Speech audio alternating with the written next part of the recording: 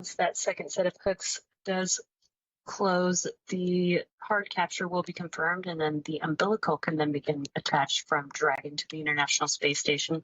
As we saw that the Dragon trunk is still attached to Dragon when it is not connected to the International Space Station. That is how Dragon gets power. But while it is docked and parked at the International Space Station, it can connect to the station's power and utilize power from there.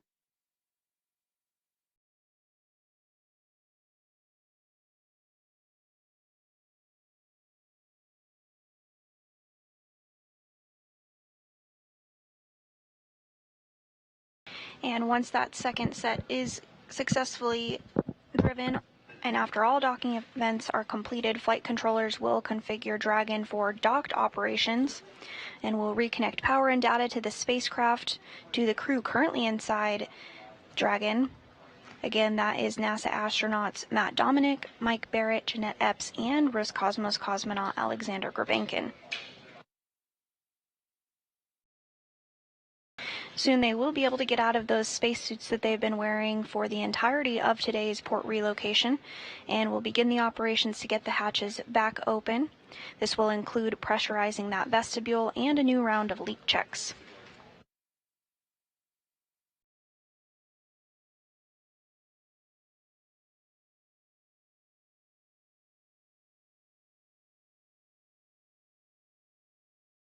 Now 10 minutes since Dragon made its new home on the International Space Station at International Docking Adapter 3, or the Zenith port on the Harmony module.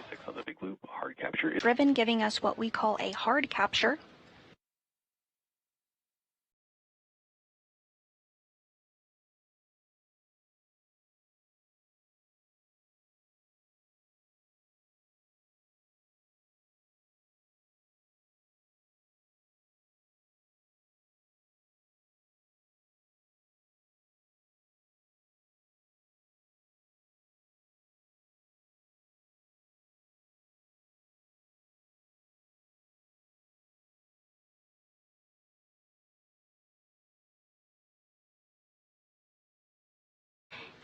And Crew-8 again has successfully docked to the Zenith port, or the space-facing port of the International Space Station. Crew-8 will now be able to get out of their spacesuits and begin the process of opening up the hatches. In all, this will take about 2 hours, but with a successful port relocation this morning, we're going to wrap up our coverage of Dragon's relocation from the forward port of Harmony to the Zenith port of Harmony in preparation for the historic crewed test flight of the Boeing Starliner vehicle, with NASA astronauts Butch Wilmore and Sunny Williams aboard. You can watch live launch coverage beginning at 6:30 p.m. Eastern on Monday, May 6th, ahead of launch at 10:34 p.m. Eastern. We do hope you'll join us then, but for now, this is Mission Control Houston.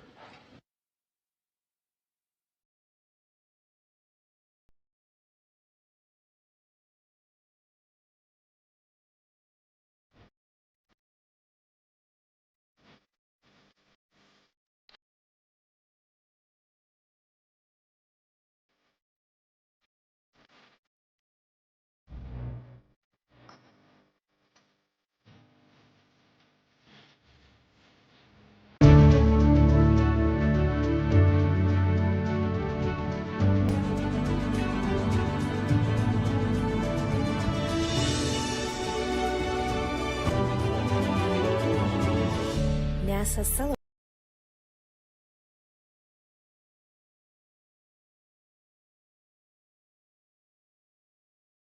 Amazon पर मिले wear it with suggestions on top fashion brands. Easy returns with no convenience fee. ताकि fashion हो effortless. Amazon. हर पल fashionable. Wow. So many looks. अच्छा, ये सब ढूंढने में किसके साथ क्या पहनना डिसाइड करने में बहुत एफर्ट लगा होगा ना? बस Amazon खोलना पड़ा. Floral shirt, उसके साथ denims, loafers, and matching eyeshadow to wear it with. मतलब Amazon पे fashion इतना effortless? Amazon पर मिले wear it with suggestions on top fashion brands. Easy returns with no convenience fee. ताकि fashion हो effortless. Amazon. हर पल fashionable. How to get the most of Grammarly free. it's Kayla on behalf of Grammarly to tell you all about the free version of the best communication assistant in the world. Millions have chosen to go beyond their default grammar checkers and use Grammarly. My cousin Izzy, a graphic designer, is one of them. Izzy loves how quick and reliable Grammarly is at providing feedback. Another reason Izzy signed up for Grammarly is its conciseness suggestions, something she wasn't getting from default grammar checkers.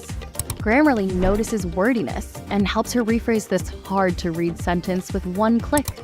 Izzy also wants to feel like her tone is on point, so she uses Grammarly's tone detector to show how a reader may understand her writing. Here, Izzy's email is optimistic, friendly, and admiring. Izzy sends the email confident that it's mistake-free, concise, and on target. And what did it cost her? All of it was free. Download for free at Grammarly.com. Grammarly, one of the best AI-powered tools.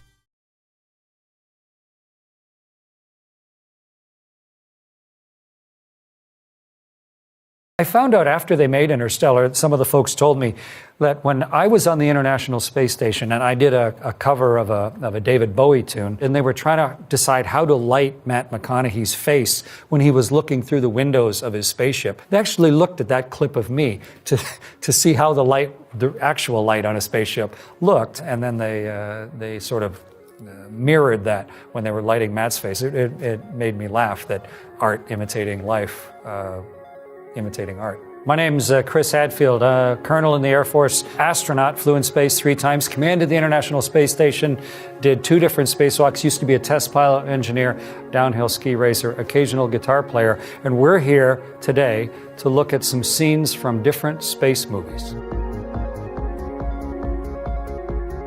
need to detach. I can't see you anymore. Do it now.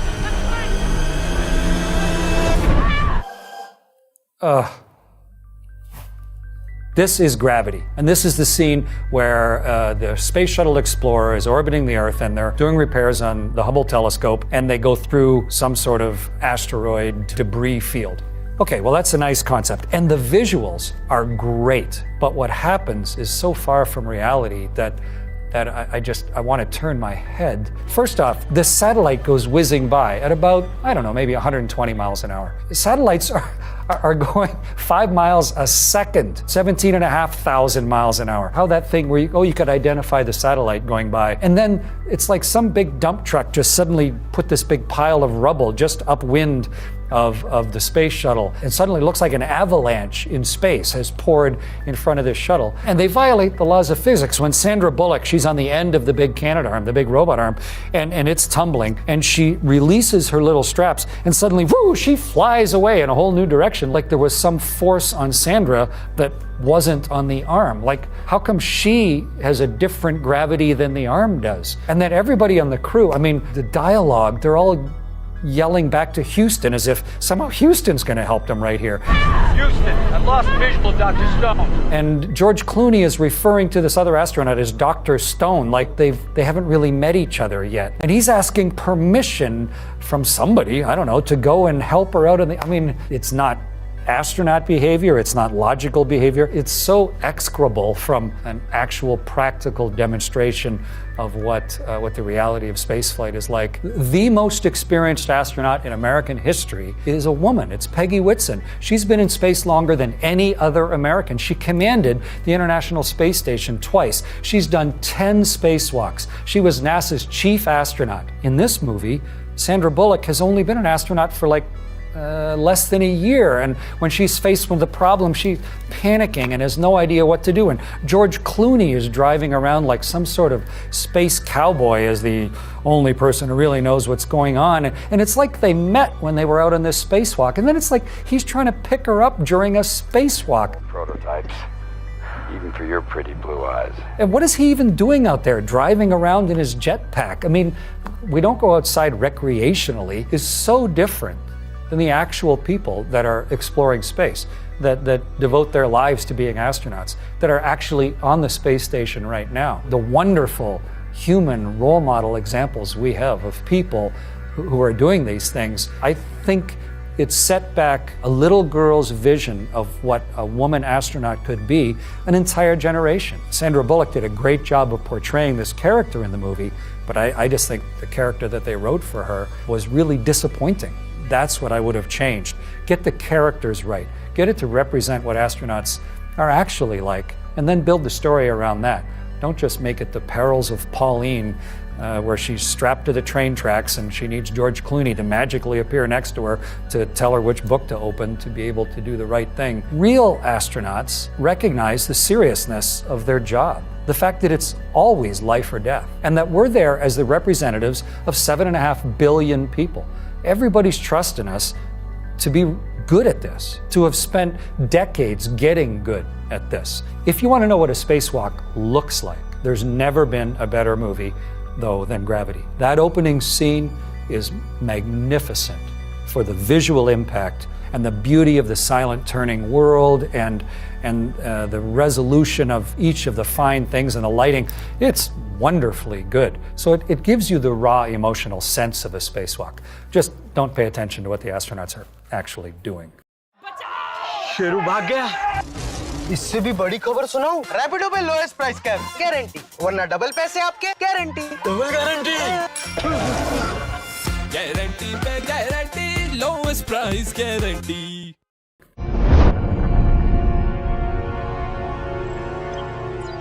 This movie is Passengers. So if you're going to get on a ship and you're going to be on it, between stars, going to settle some planet in another solar system, you can't be floating weightless the whole time. Who knows what your babies would be like if they were conceived and developed and tried to grow without gravity. Their bodies wouldn't grow right. So how do you make gravity if there's no planet nearby?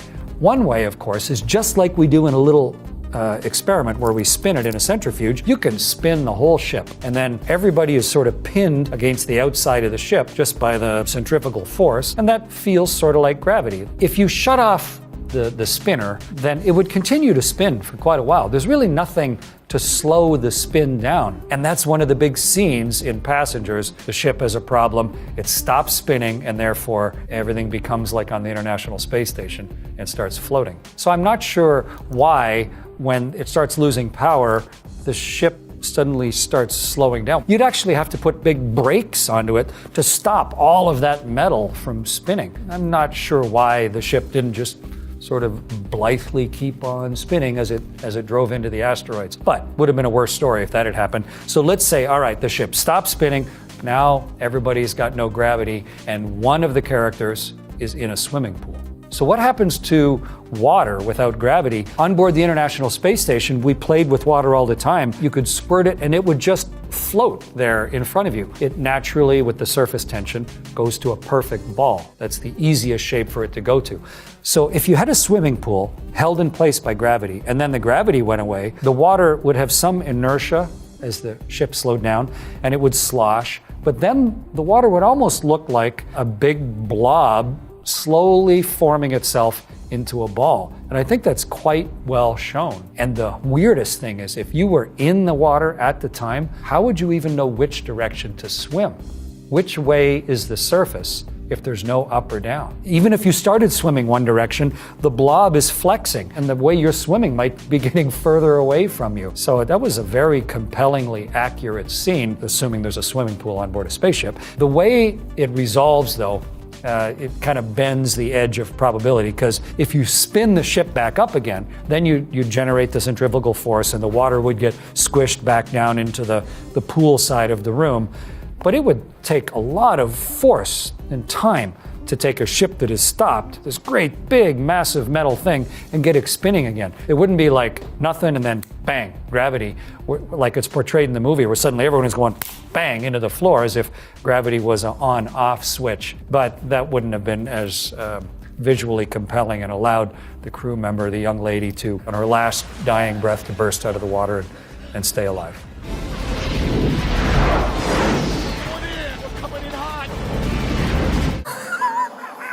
We're coming in hot. Oh, yeah. Okay. This movie is Armageddon, which is sort of the disastrous end of everything, and I think that's an appropriate name for this movie. I haven't seen it since I turned away from it when it first came into the theaters. This scene here, where the two space shuttles are landing on an asteroid, with the deep sea worker blaster guys who are going to blow up the asteroid so it doesn't destroy Earth. There are so many things wrong with this that I don't even really know where to begin. Let's start with the fact that they're talking to mission control real time. There's no lag. How did suddenly time and space change? You get instantaneous communication all the way out to this asteroid with no lag. And then one of them says, we're coming in hot. We're coming in hot? Relative to what? What are you talking about? And how do you know that? Do you have some magical landing information about an asteroid so that you know you're going faster than you meant you were supposed to? And then if you watch as the shuttle comes to land, it flares.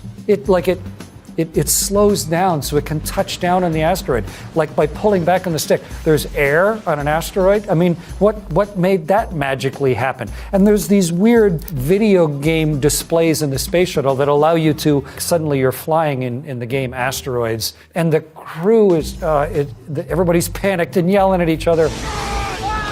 The big engines on the back are constantly running. Where's the fuel coming from? There's no gas tank. So they'd be accelerating the whole time.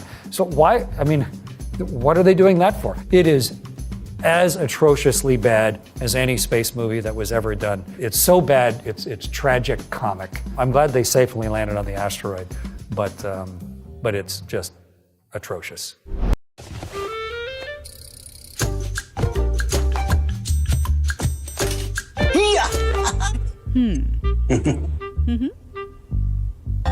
पर्दे हैं, mobile नहीं। Return कैसे करोगे?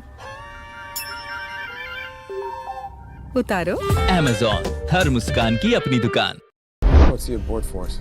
7,500. Anything more than that, and the map could tip. This is The Martian. I like how the one crew member is wearing his name tag in the middle of his chest. It's a little far along in the mission to be wearing your name tag.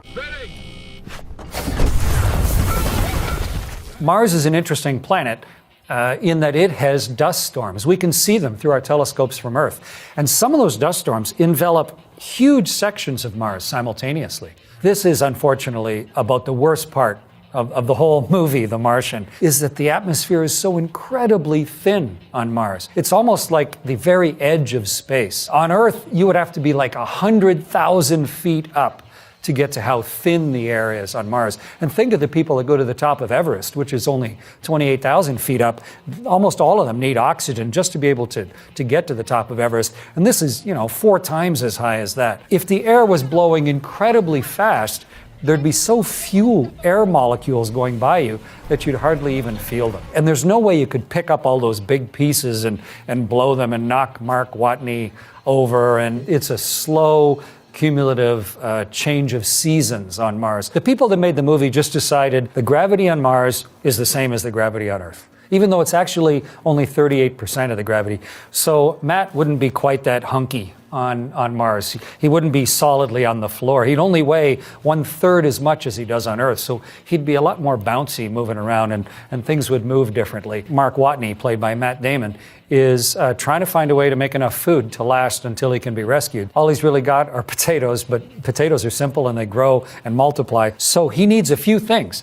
He needs water. He needs nutrient-rich soil. He needs heat, and he needs oxygen. I'm going to have to science the shit out of this. It makes sense, actually, that they're growing plants on Mars. If you're going to live there, you can't bring everything in little tins and dehydrated packages. You got to grow food where you go. We've been growing stuff on spaceships for decades. And so the movie ends up being very good for how could you get that little environment for one human being and his crop of potatoes to grow on Mars. The idea of using the human crap from outside in order to harvest the nutrients that you need for potatoes, just like putting manure on crops at home here on Earth. How he used existing chemicals, whether it was rocket fuel or whatever, they're all just sort of hydrocarbons, things with hydrogen and oxygen and carbon in them. And so long as you can get the right chemical reaction, you can get out the things you need. And if you think about it, that's sort of what happened on Earth. We didn't used to have oxygen on Earth. It's just a chemical process that created our atmosphere here on Earth.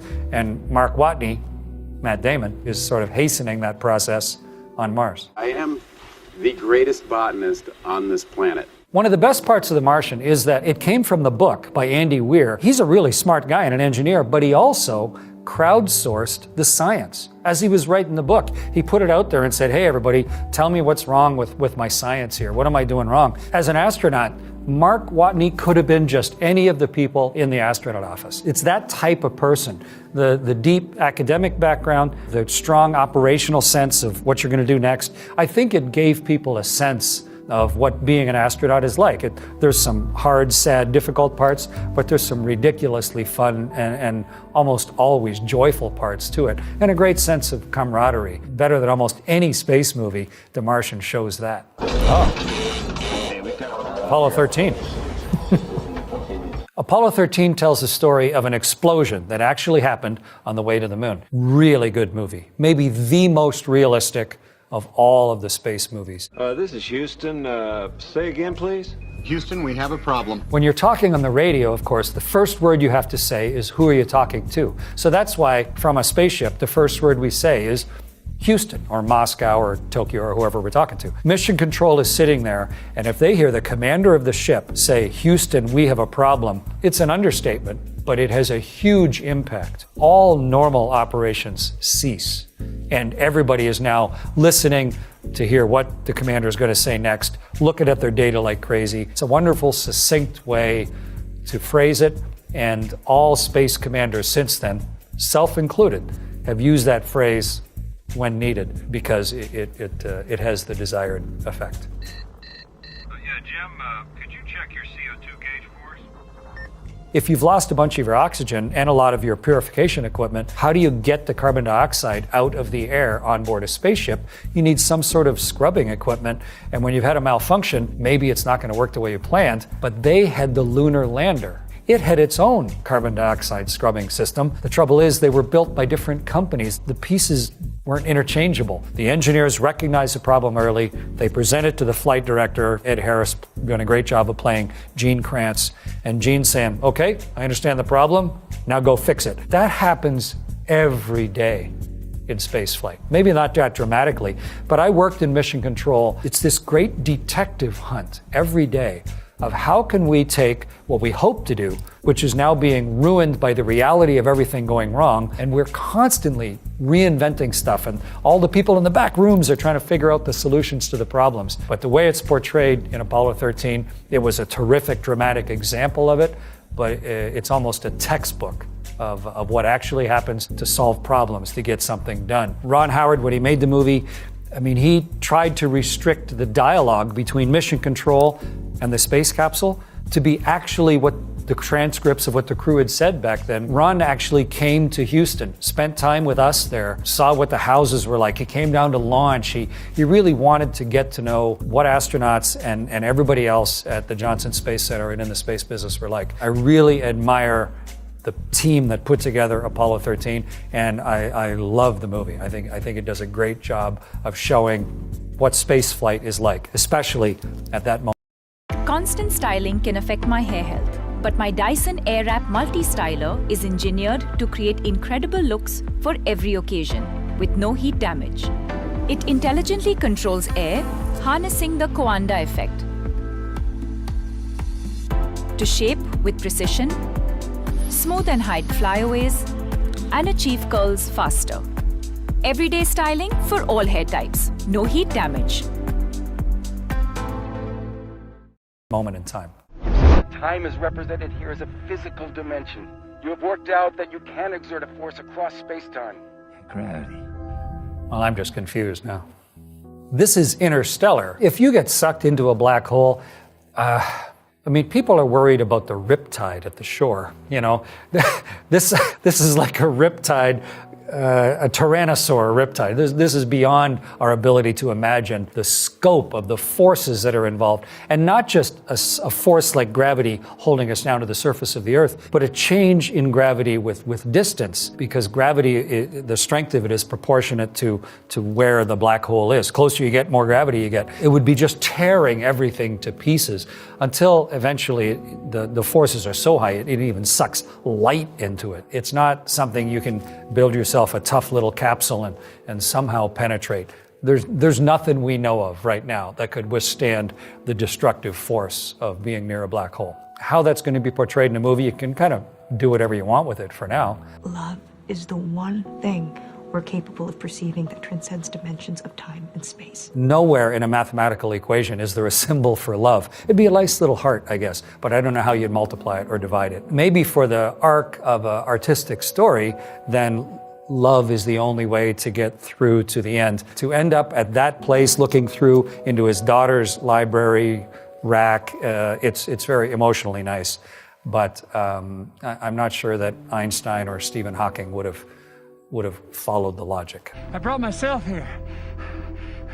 We're here to communicate with a three-dimensional world. So how do you deal with time travel, which is essentially what happened here? It becomes so confusing. It's almost like the movie needs footnotes and scientific subtitles here so that you can clue in the viewer as to what's happening. Also, there's no point in yelling through your spacesuit. Nobody can hear you outside your spacesuit. I'm also really confused just by the physicality of what we're looking at. I mean, suddenly he's in some sort of huge filing cabinet, the endless land of Venetian blinds. The movie creators had some specific thing in mind, trying to take the physics and the math and make them three-dimensionally compelling. It still ends up, for me, just being quite puzzling. Interstellar has a fascinating history of birth. It was the brainchild of one of the best physicists in the world, a guy named Kip Thorne. And Kip was trying to figure out the math of what happens around a black hole. And he hired a company called Double Negative, and they took his math and turned it into the raw visuals of what a black hole would look like. And that became the genesis of the movie. It's a real interesting coupling of a science fiction story based very much in an experiment of how to visualize the non-intuitive complexity of what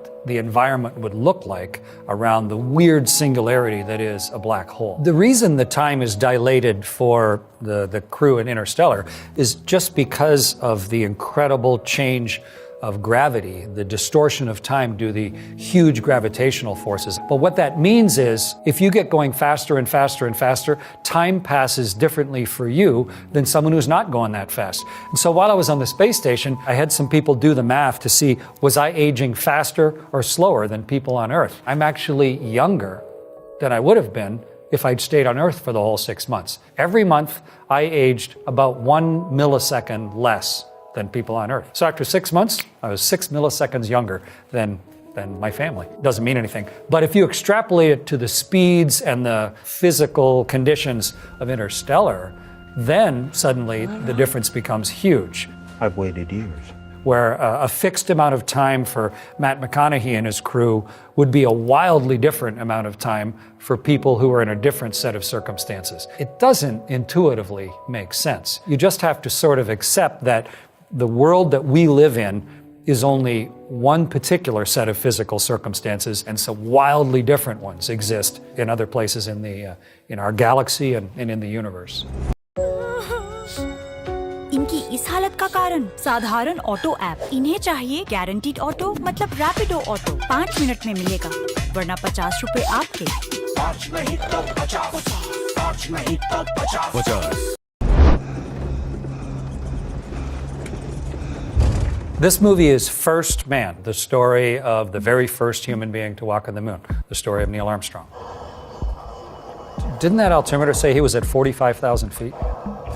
Before astronauts become astronauts, they always have some other significantly complex technical profession. A lot of them used to be test pilots, and that includes all 3 of the astronauts in Apollo 11, including obviously Neil Armstrong. And there's the opening scene in the movie where he is flying an X-15 right at the edge of the envelope, right at the edge of its capability. One of the biggest problems with the scene is sound. It's sort of like he's in a pickup truck driving across a field with this big whiny noise that tells you just how fast he's going all the time. And you can hear it sort of going up and down, like maybe there's a big, I don't know, piston engine running nearby. It's all completely wrong. You don't hear that in the cockpit.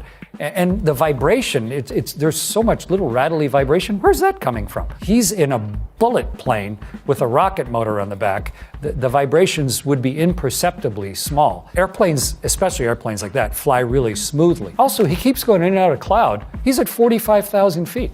What clouds are there at 45,000 feet? There's maybe the occasional thunderstorm that sticks up that high, but you would not fly the X-15 through one of those thunderstorms. And then it goes from this weird sort of rattly kind of noise, like it's some old jalopy he's flying, to then suddenly dead quiet.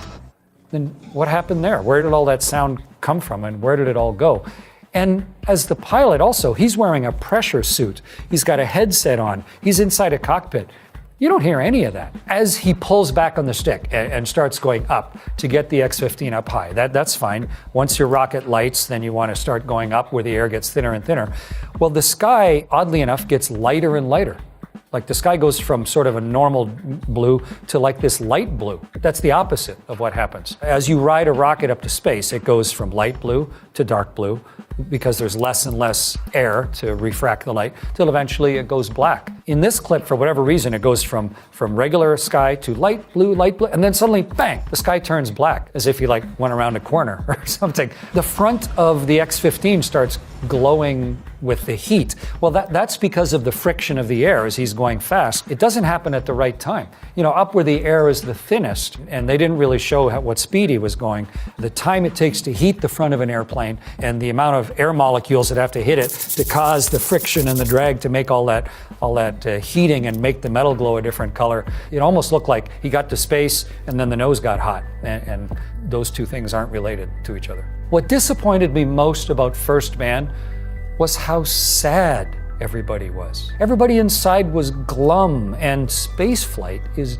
joyful. It's hilarious. It's magic. You can fly. You're seeing the whole world. These guys were going to the moon. They had a lot of responsibility, but where is the spark of joy that is there in every second of the time that you're on board a spaceship? The distance from launch to orbit, we know. Redstone mass, we know. Mercury capsule weight, we know. You did the math. I look beyond. I really like the movie Hidden Figures. It tells a story that most people don't know about. It highlights a group of people that did really pivotal work to get us into space at the beginning. And it's a really nice human story, and it's really well acted. There's one scene where the character, Katherine Johnson, who's of course one of the real brilliant human computers that's in the movie, is trying to solve one of the math problems you have to solve for orbital mechanics and getting people into orbit and doing it accurately enough. It's super oversimplified and dramatized, and it's like the entire staff of NASA is 15 people in this one room somewhere. And the part played by Kevin Costner, he's like the leader of this team, and he seems to be the administrator of NASA, and he seems to be the flight director of the specific mission. But you got to simplify things to tell a story, and I guess that's okay. But people sitting in front of blackboards, postulating and coming up with ideas, that's real. That's realistic. That's how we figured out a lot of those things. Maybe it's not new math at all. It could be old math. Euler's method. There's nothing unusual about saying that this is old math. All math is old. It's just whether we've figured out what the mathematical principles are or not. One of the guys who figured out a lot of the math was a guy named Tsiolkovsky, who was a math teacher in the 1800s. He figured out spaceflight with his mathematics by candlelight in his house in rural Russia. And Euler came up with some equations that are absolutely necessary for us to be able to do the predicting properly in order to do rendezvous and burn the engines at the right time that you're going to get to where you want to go. But I love the interplay of the bright minds and the kind of quirky people that actually allowed early spaceflight to happen.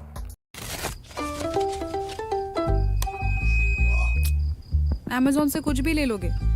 इतना confidence? सिर्फ मेरा नहीं, 3000 लोगों का भी है, डॉली जी। ला ला ला ला। Amazon, हर मुस्कान की अपनी दुकान। But we have what looks like unidentified rovers approaching our position. Possible pirate activity. And I got a couple of VIPs with me. This is the movie Ad Astra, the chase scene on the surface of the moon between the bad guys who are in black moon rovers and the good guys who are in white moon rovers, making it easy for those of us on Earth to follow along. We're in ambush! Guns work fine without air. Guns don't need oxygen to work, really. If you think of what happens inside a bullet, you know, there's this striker in the back and it causes a chemical explosion, and it's the exploding gas inside the confines of the rifle that make the projectile come out the end really fast. That doesn't count on gravity, and it doesn't count on Earth's atmosphere. So a gun would work fine on the moon. In fact, we actually carried guns on board the Russian spaceship that I flew. When I went to the Russian space station Mir, in 1995, the ships that came up had guns in them, but they were in the rescue pack, because if you did an emergency deorbit from the space station, you might land anywhere on Earth, and you might land in a place where there were, grizzly bears. And so there was this specially designed gun that had 2 shot barrels and 1 gun barrel, so that you could fire 2 shots at the grizzly bear and maybe the last one for yourself. I don't know. But we've had guns in space before. Never fired one in space that I've ever heard of. On the moon, there's about 1/6 gravity as there is on Earth. So the bullet's going to fall more slowly than it would on Earth. It's going to take longer to hit. So that means the bullet, with the same speed horizontally, would go further. It'd go further around the moon. It's possible, I guess, if you had a big enough gun, that it would get to the speed where it might actually be able to escape from the moon. It could get to escape velocity, where it was going so fast that by the time the pull of gravity of the moon kept bringing it down, it would be far enough away that it would have the inertia to float away from the moon forever. I haven't done the math to figure out exactly what that speed is. I'm sure we could make a big enough gun to do that. Why are they driving Apollo rovers around in the future? Those rovers were built in a great big hurry during the Apollo program to try and let the exploring astronauts have slightly better range and explore more of the moon. We would not build rovers like that in the future. That's like if you were watching some movie in the future and they brought in a Model T Ford as the vehicle that everyone's racing around in. It's like, why are they driving Model T Fords? Those were from the 1920s. That doesn't make any sense. As you watch this scene, where is all the noise coming from? You are in a perfectly empty vacuum on the moon. So as you watch this scene, it's really noisy. You can hear the vehicles bouncing along, and you can hear the guns being fired, and you can hear them hitting and everything. There's no air on the moon. If you make a noise on the moon, there's no way that the pressure wave can be carried anywhere. You can't hear anything that doesn't happen inside your ship or inside your suit. Like it's as if there are, I don't know, Mel Gibson driving around in some sort of dystopian future, and you can hear the great big vehicles behind him. It would be perfectly silent the whole time. All you would hear was everybody breathing and talking to each other. So I guess it makes it familiar for people, but it's wrong.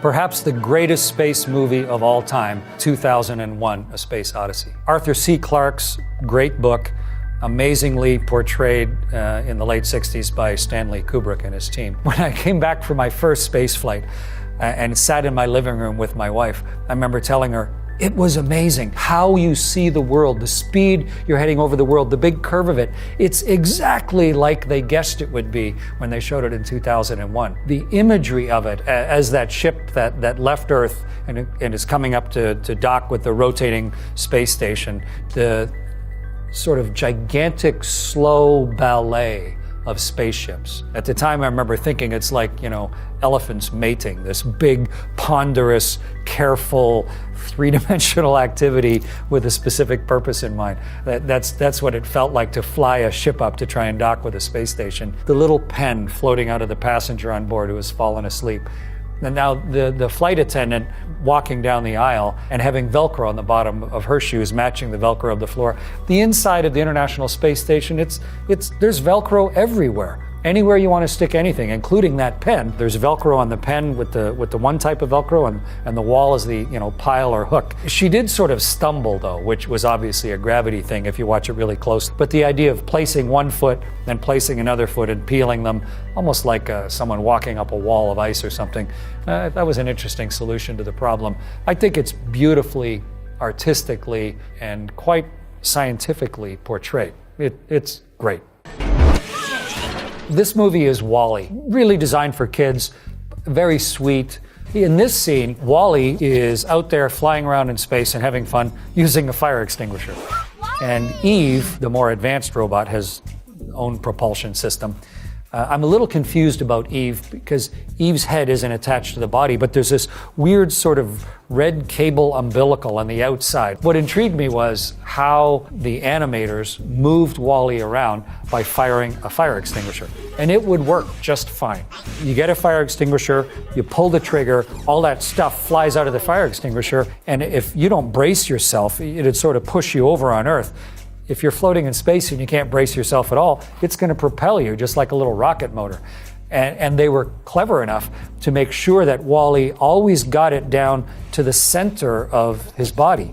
Because if you did it up by your head, then it would push you off center and you just sort of pinwheel. But if you can push it through the middle of your mass, middle of your body, then it's going to move you in a straight line. And he's very careful to constantly move the nozzle to the right spot.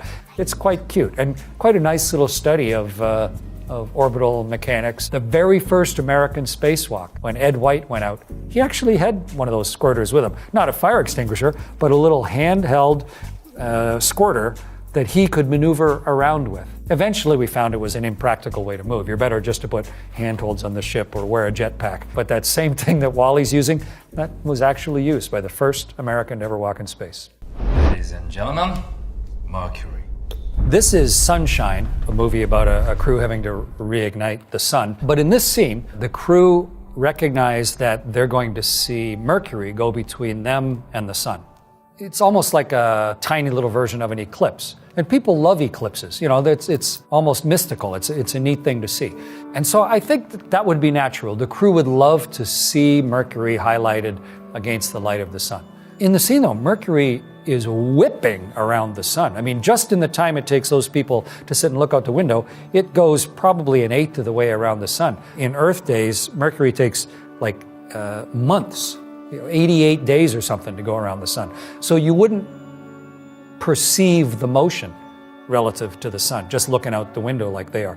Also, the sun is stupendously bright. How are you seeing Mercury against the sun? It's like staring at the headlights of a car and trying to see, you know, a marble or something. Your eyes would be so overpowered by the brilliance of the sun, unless they've got some really great special filters somehow on their viewing screen in their ship. What's nice about the scene is the sense of wonder, the awe at the majesty of the reality of the rest of the universe, and seeing it firsthand. I've been around the world 2,650 times or so, and I never once could see enough of it.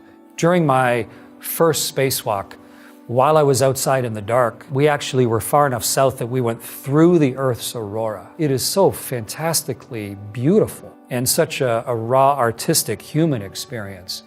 To look at the Northern Lights is like magic. To be in them, to surf on them, that's beyond magic. It's surreal. My last orbit of the world was even more rich and magnificent and awe-inspiring than all of the ones before it. The unheralded beauty of our planet and of where it sits and the environment that we're in is so constantly magnificent that when you're looking at it, you talk in hushed tones. You know, like you've walked into a giant forest or the most beautiful cathedral on earth. You don't talk in a big brassy voice there. You're reverential of where you are. And I think that little scene gets some of that, the reverence and understanding of both the minuscule nature of being a human in the enormity of the universe, but also the enormity of being able to see it in that way, the huge awareness that we have of our ability to try and interpret it and understand it. I think they portrayed that well. I'm Chris Hadfield. I love space movies. It was nice to have a chance to look at some of them with you. I look forward to every new space movie that comes out, and hopefully maybe some of the things that I've said here will help you see each of the new space movies that you see through an astronaut's eyes. Happy viewing.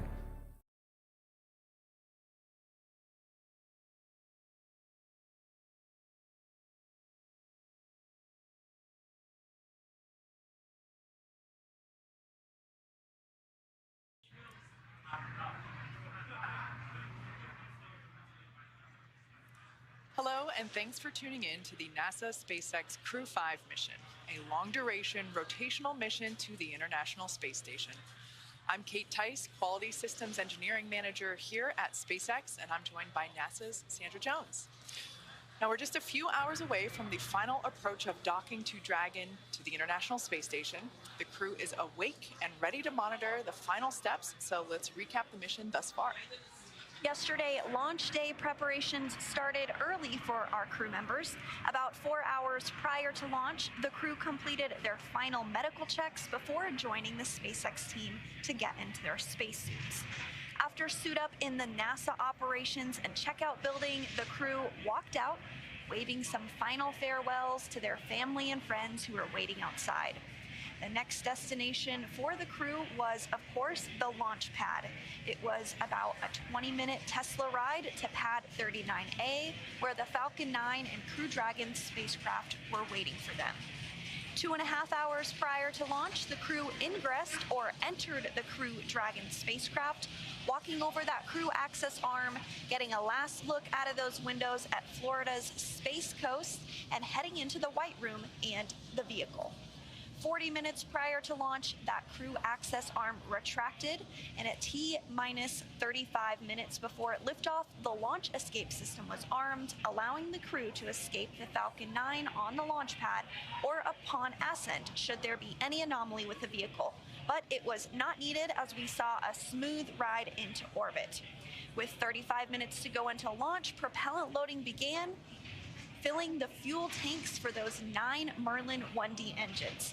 And just about 5 minutes before launch, Dragon entered terminal count, meaning its onboard computers took control of the vehicle. And as we just saw on your screen a couple seconds ago, at 12 p.m., noon Eastern, 9 a.m. Pacific time, those 9 Merlin 1D engines ignited and Falcon 9 lifted off from Space Launch Complex 39A, marking the 6th time humans rode Dragon into orbit. With Falcon 9 first stage at full power, our crew began their journey to the International Space Station. Just after the T+9 minute mark, the first stage landed on the autonomous spaceport drone ship stationed out in the Atlantic Ocean. A couple minutes after that, we had spacecraft separation, where we saw Dragon finally flying free. And about 40 minutes after liftoff at 9:49 a.m. Pacific time, Dragon executed the phase burn. This was the first of 5 major burns required to raise Dragon's orbit and position it for approach to the International Space Station. Dragon raised its orbit using the Draco thrusters over the last several hours as it chases down the International Space Station. And just a few hours ago, the boost burn took place at 6:31 a.m. Pacific time. The boost burn put our crew in an orbit where Dragon's apogee, or highest point, will be 10 kilometers lower than the station. After that, we executed the close co-elliptic burn at 7:16 a.m. Pacific. The close burn placed Dragon on an orbit roughly co-elliptic with the space station, meaning it was maintaining an orbit roughly 10 kilometers lower than the station the entire way around Earth. That's in contrast to only being 10 kilometers lower than the station during Dragon's apogee, or the highest point in its orbit, which is achieved by the boost burn. And from there, at 8:26 a.m., we executed the 4th major maneuver known as the transfer burn. This is where we're raising Dragon's apogee, or highest point of its orbit, to just 2.5 kilometers lower than station. Then we rounded everything out with a final co-elliptic burn at 9:12 a.m. Pacific time to once again maintain a constant orbit lower than the station, this time just 2.5 kilometers below. This was a shorter burn lasting just over 30 seconds. Now we're getting into the approach, initiation, and final stages of Dragon's rendezvous with the space station. This is also where we start integrated operations between the Dragon control team here in Hawthorne and the space station flight controllers in Mission Control Houston. The teams will transition to integrated operations roughly 45 minutes prior to approach initiation, which has already happened. During the approach, SpaceX flight controllers will work in tandem with the NASA team in Houston to maneuver Dragon Endurance to the proper attitude and initialize the navigation sensors used for the methodical approach to station. Now, they'll also activate and test out a number of systems on Dragon, including the bidirectional communications with the station using the C2V2 system. C2V2 stands for Common Communications for Visiting Vehicles. It sets up a data stream from Dragon to the station, giving another path for Dragon telemetry to come to the ground and giving additional command capability for the astronauts aboard the station. At approximately 12:29 p.m. Pacific, Draco thrusters on Dragon will fire for the approach initiation burn when Dragon is about 2.5 kilometers below station and just about 7 kilometers behind it. This will swing Dragon up until it's about 1/4 mile, which is around 400 meters directly below the space station. This maneuver will also move Dragon inside one of 2 checkpoints around the station that requires a set of go, no-go poles with the different control teams. The first checkpoint is called the approach ellipsoid, or as you might hear it called, the AE. It's an imaginary shape measuring 4 kilometers by 2 kilometers by 2 kilometers, essentially a large 3-dimensional oval. Before Dragon is given permission to move inside the approach ellipsoid, the capsule is configured to be on what is known as a 24-hour safe trajectory. This means that if Dragon lost all control to its thrusters, it would be at least 24 hours before its trajectory would move inside the approach ellipsoid. That's right. The NASA and SpaceX teams will do a go, no-go poll to move Dragon inside the keep-out sphere, another checkpoint that consists of an imaginary sphere around the station with a radius of 200 meters. Flight controllers use this to monitor all arriving and departing vehicles. It's another chance to confirm all of the guidance, navigation, and control systems are working correctly on Dragon before moving it closer to station. It carries a similar requirement on the orbital trajectory that if Dragon were to somehow lose control of its thrusters, it and the space station would be safe for 4 orbits, or about 6 hours, rather than the 24 hours required to enter the approach ellipsoid. Once Dragon arrives at the 400-meter below station mark, it will be at what is known as waypoint 0 and will be the first checkpoint during our approach. The vehicle can hold here at 400 meters, but if all of its systems check out, we can continue the approach to waypoint 1. Dragon's move from waypoint 0 to waypoint 1 will swing it up and out in front of the station, arriving at a distance of approximately 220 meters. At this point, it will be on what we call the docking axis, which essentially means it is directly in front of the docking port, and the crew are headed to the forwardmost port on station, the Node 2 forward port. Dragon has docked to the Node 2 forward port before, and it utilizes the international docking adapters. That's where those are located, which have been installed for these new commercial spacecraft flights, as well as any other future spacecraft that also use the international docking standard. Once Dragon is only 20 meters away at waypoint 2, the spacecraft focuses on aligning its docking system with the International Docking Adapter, or IDA. We may hear the call-out CHOP, which stands for Crew Hands-Off Point, a little less than 30 seconds before docking. At this point, any aborts will have to be done automatically by Dragon. And then it will be the moment we've all been waiting for when our crew arrives at the space station. Dragon will fly in and make contact with the IDA, giving us what we call soft capture. The soft capture ring then retracts until sensors indicate it's time for 12 hooks to drive in place to give us a hard capture and firmly secure Dragon to its new home on the space station. The space station crew, namely NASA astronaut Kjell Lindgren, will manually pressurize the vestibule, or the area between the Dragon hatch and the station hatch. Meanwhile, umbilicals that provide power, audio, and data connections from the station to Dragon are put in place. And it's time for leak checks and hatch opening, which is currently timelined to come a little more than 2 hours following docking. As you said, Sandra, it is a moment that we've all been waiting for. As you heard Shaniqua mention, it's been about a 25-hour journey thus far, and so we're very much looking forward to getting the Crew-5 crew on board with docking coming later this afternoon. So at this point in time, the crew has put their suits on. When the suits are on, they will complete a leak check of those suits to make sure that the integrity of the suits are still good, make sure all the zippers are up all the way and the visor is locked in place. And then at that point, we'll be given the okay to basically begin the dynamic activities. The suit is required to be put on for the dynamic activities of Dragon. Yep, that's exactly right. And they do wear that spacesuit just in case they were to lose cabin pressure or have any other type of emergency scenario which would require them to wear the suit. So like you said, during those more dynamic phases, like during launch and docking, we do have the crew in the suit. But during the other times, when they are traveling to the space station, they're able to get out of the suit, float around and enjoy their time in space, have some food, get some rest, and just really relax and get excited for the moment that they dock to the space station. Absolutely. I've said it before, if I were an astronaut inside Dragon, my face would just be stuck to the window. I would be looking out constantly. I know there's a lot of things that the astronauts can do to fill their time. Of course, just like astronaut time is on station, very scheduled.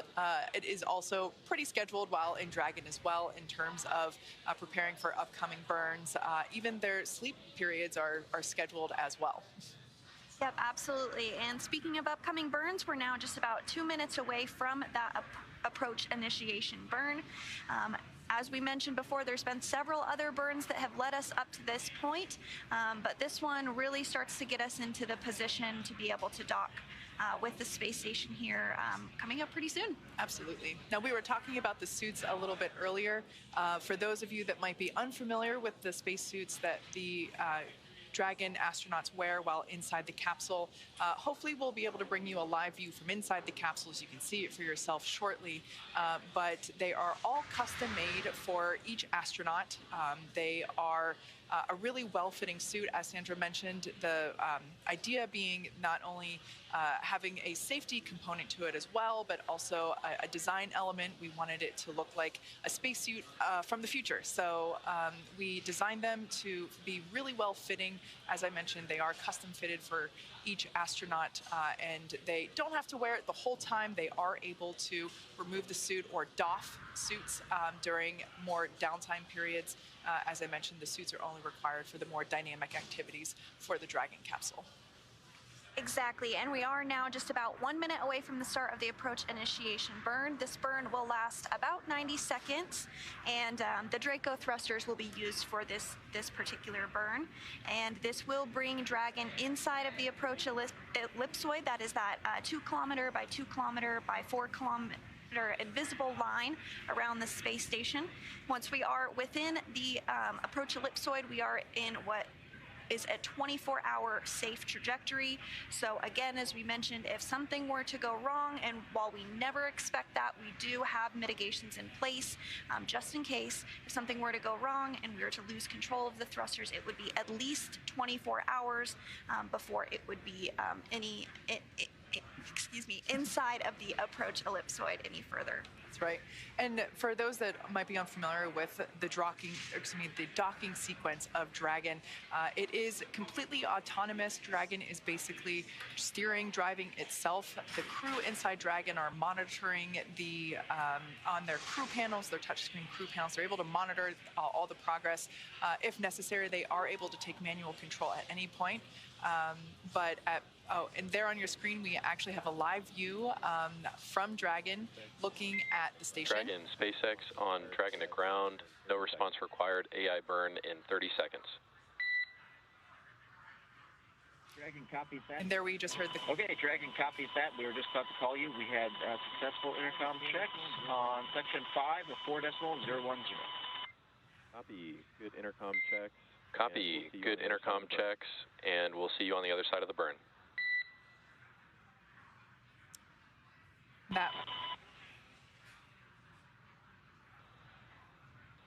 So that was just mission control here in Hawthorne, which you see there on your screen, just letting Dragon know that they were 30 seconds away from the approach initiation burn, which at this point in time is, like I was saying before, is everything an approaching station is highly choreographed. Everything is super controlled to make sure that the safety of the station, the safety of the Dragon crew is first and foremost. And that's why we basically have all these different phases and checkpoints that we have to reach in order to arrive and depart the station. Exactly, and as we said, that burn is expected to last about 90 seconds, so not a super long burn. but we should hear confirmation that that burn is underway here shortly. The crew has already began those leak checks earlier, as you said. Now that we're starting into some of these more dynamic phases, they are suited up just like they were yesterday when they did go ahead and launch. So we're standing by for the start of the approach initiation burn. We should hear it any second now.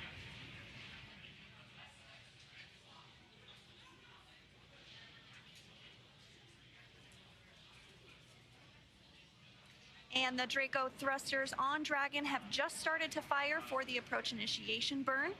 Dragon is currently about 2.5 kilometers below station and just about 7 kilometers behind it.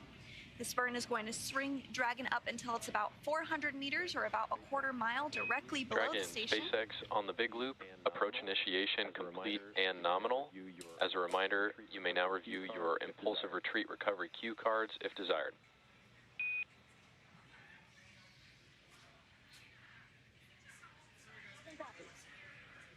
Second copy. And you did just hear those words that the approach initiation burn is complete and was successful.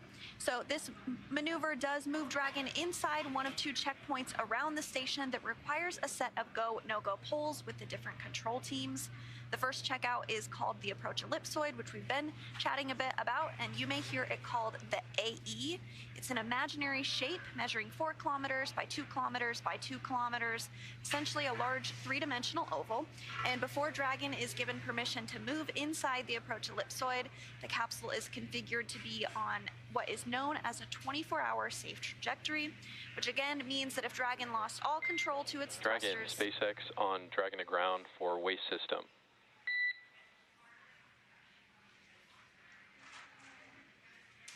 On Dragon ground. Go ahead on Dragon ground. I've got a bit of an odd request. Hey Josh, I've got a bit of an odd request here from the back room. It's to verify that the waste system funnel is docked, as you would expect post-usage, and it's been left in that configuration. How copy?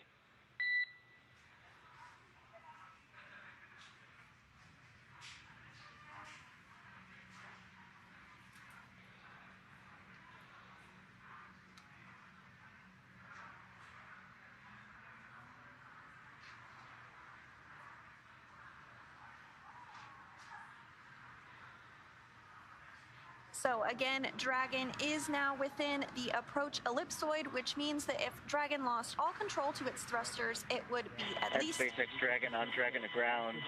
We just confirmed that after the last usage, it was plugged back in firmly and velcroed into place. Let us know if you need us to get out of the seat and confirm. For the confirmation, Josh, that's good enough. Thanks for the confirmation, Josh. That's good enough for us at the moment, and we'll stand by for your completion of suit donning.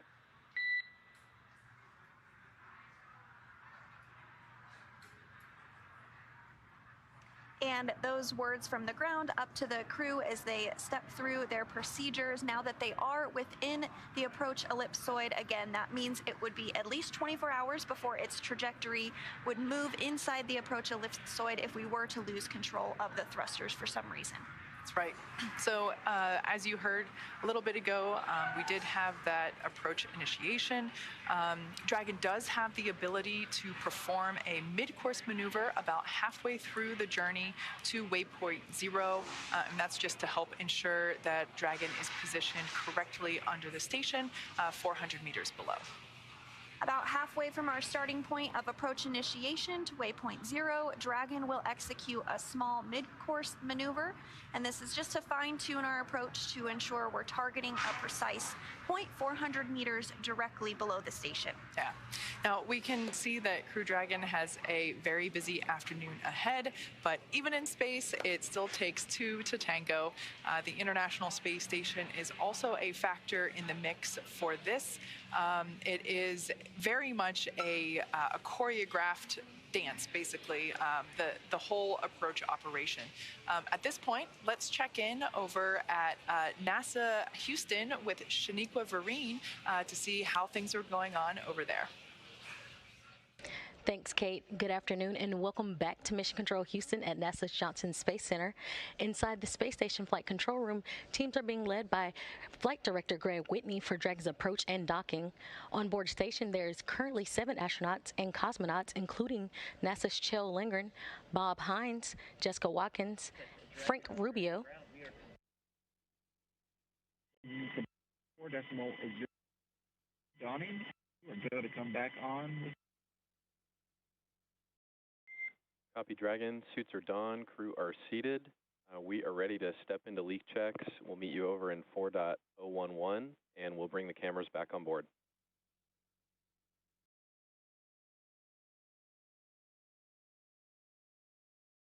Copy. Stepping into 4.011. Check.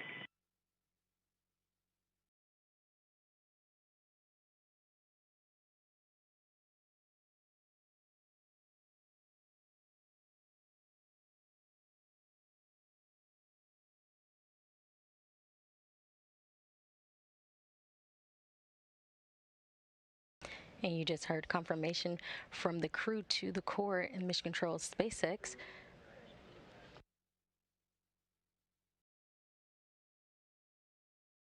Again, there's 7 crew members awaiting Crew-5 as they arrive and dock to the International Space Station. That's including NASA's Kjell Lindgren, Bob Hines, Jessica Watkins, Frank Rubio, and the current station commander, European Space Agency astronaut Samantha Cristoforetti, and NASA's cosmonaut and Roscosmos cosmonauts Sergei Prokopyev and Dmitry Patelin. The crew is awake, and they've begun to continue preparations for Crew-5's arrival. NASA astronaut Kjell Lindgren will be primed to set up laptops to monitor the approach and docking of Crew-5 on the ground. On Crew-5, on the ground, teams will work together to feather solar arrays about 3 hours prior to docking, which is a multi-step process which protects the arrays from plumes and keeps them safe when the vehicle arrives. About 1.5 hours ahead of docking, around 2 p.m. Central Time, we just passed that mark, we will hand over control of station's thrusters to Russian gyroscopes so station can have a finer tune at control while Dragon approaches. Once soft dock is complete, we will hand control back to the U.S. gyroscopes. The teams on the ground in Mission Control Houston and the systems on board the station remain go to receive Dragon, and we're looking for a docking time of 3:57 p.m. Central Time, 4:57 p.m. Eastern Time. That's the latest from Mission Control Houston. Back over to you, Hawthorne.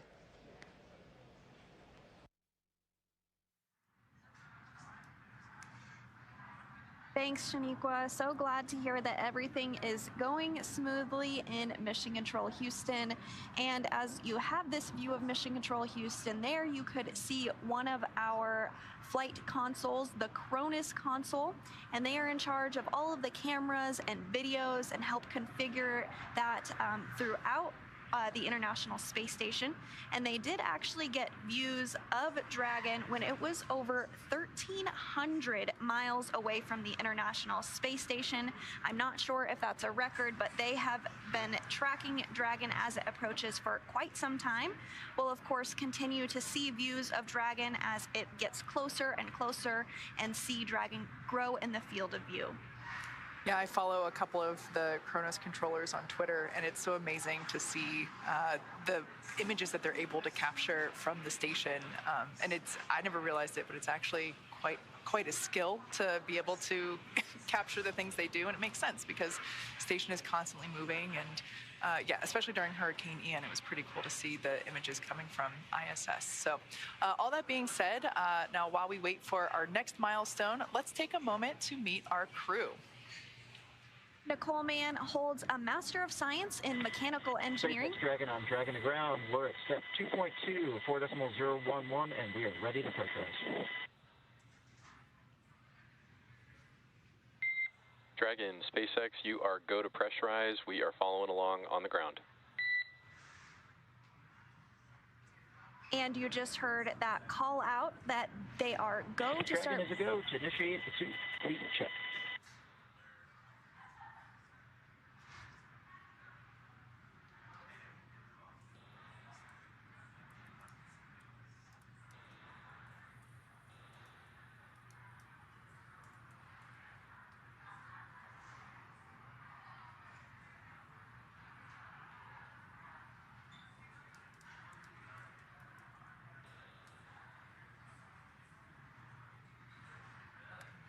And we did hear that those suit leak checks are underway.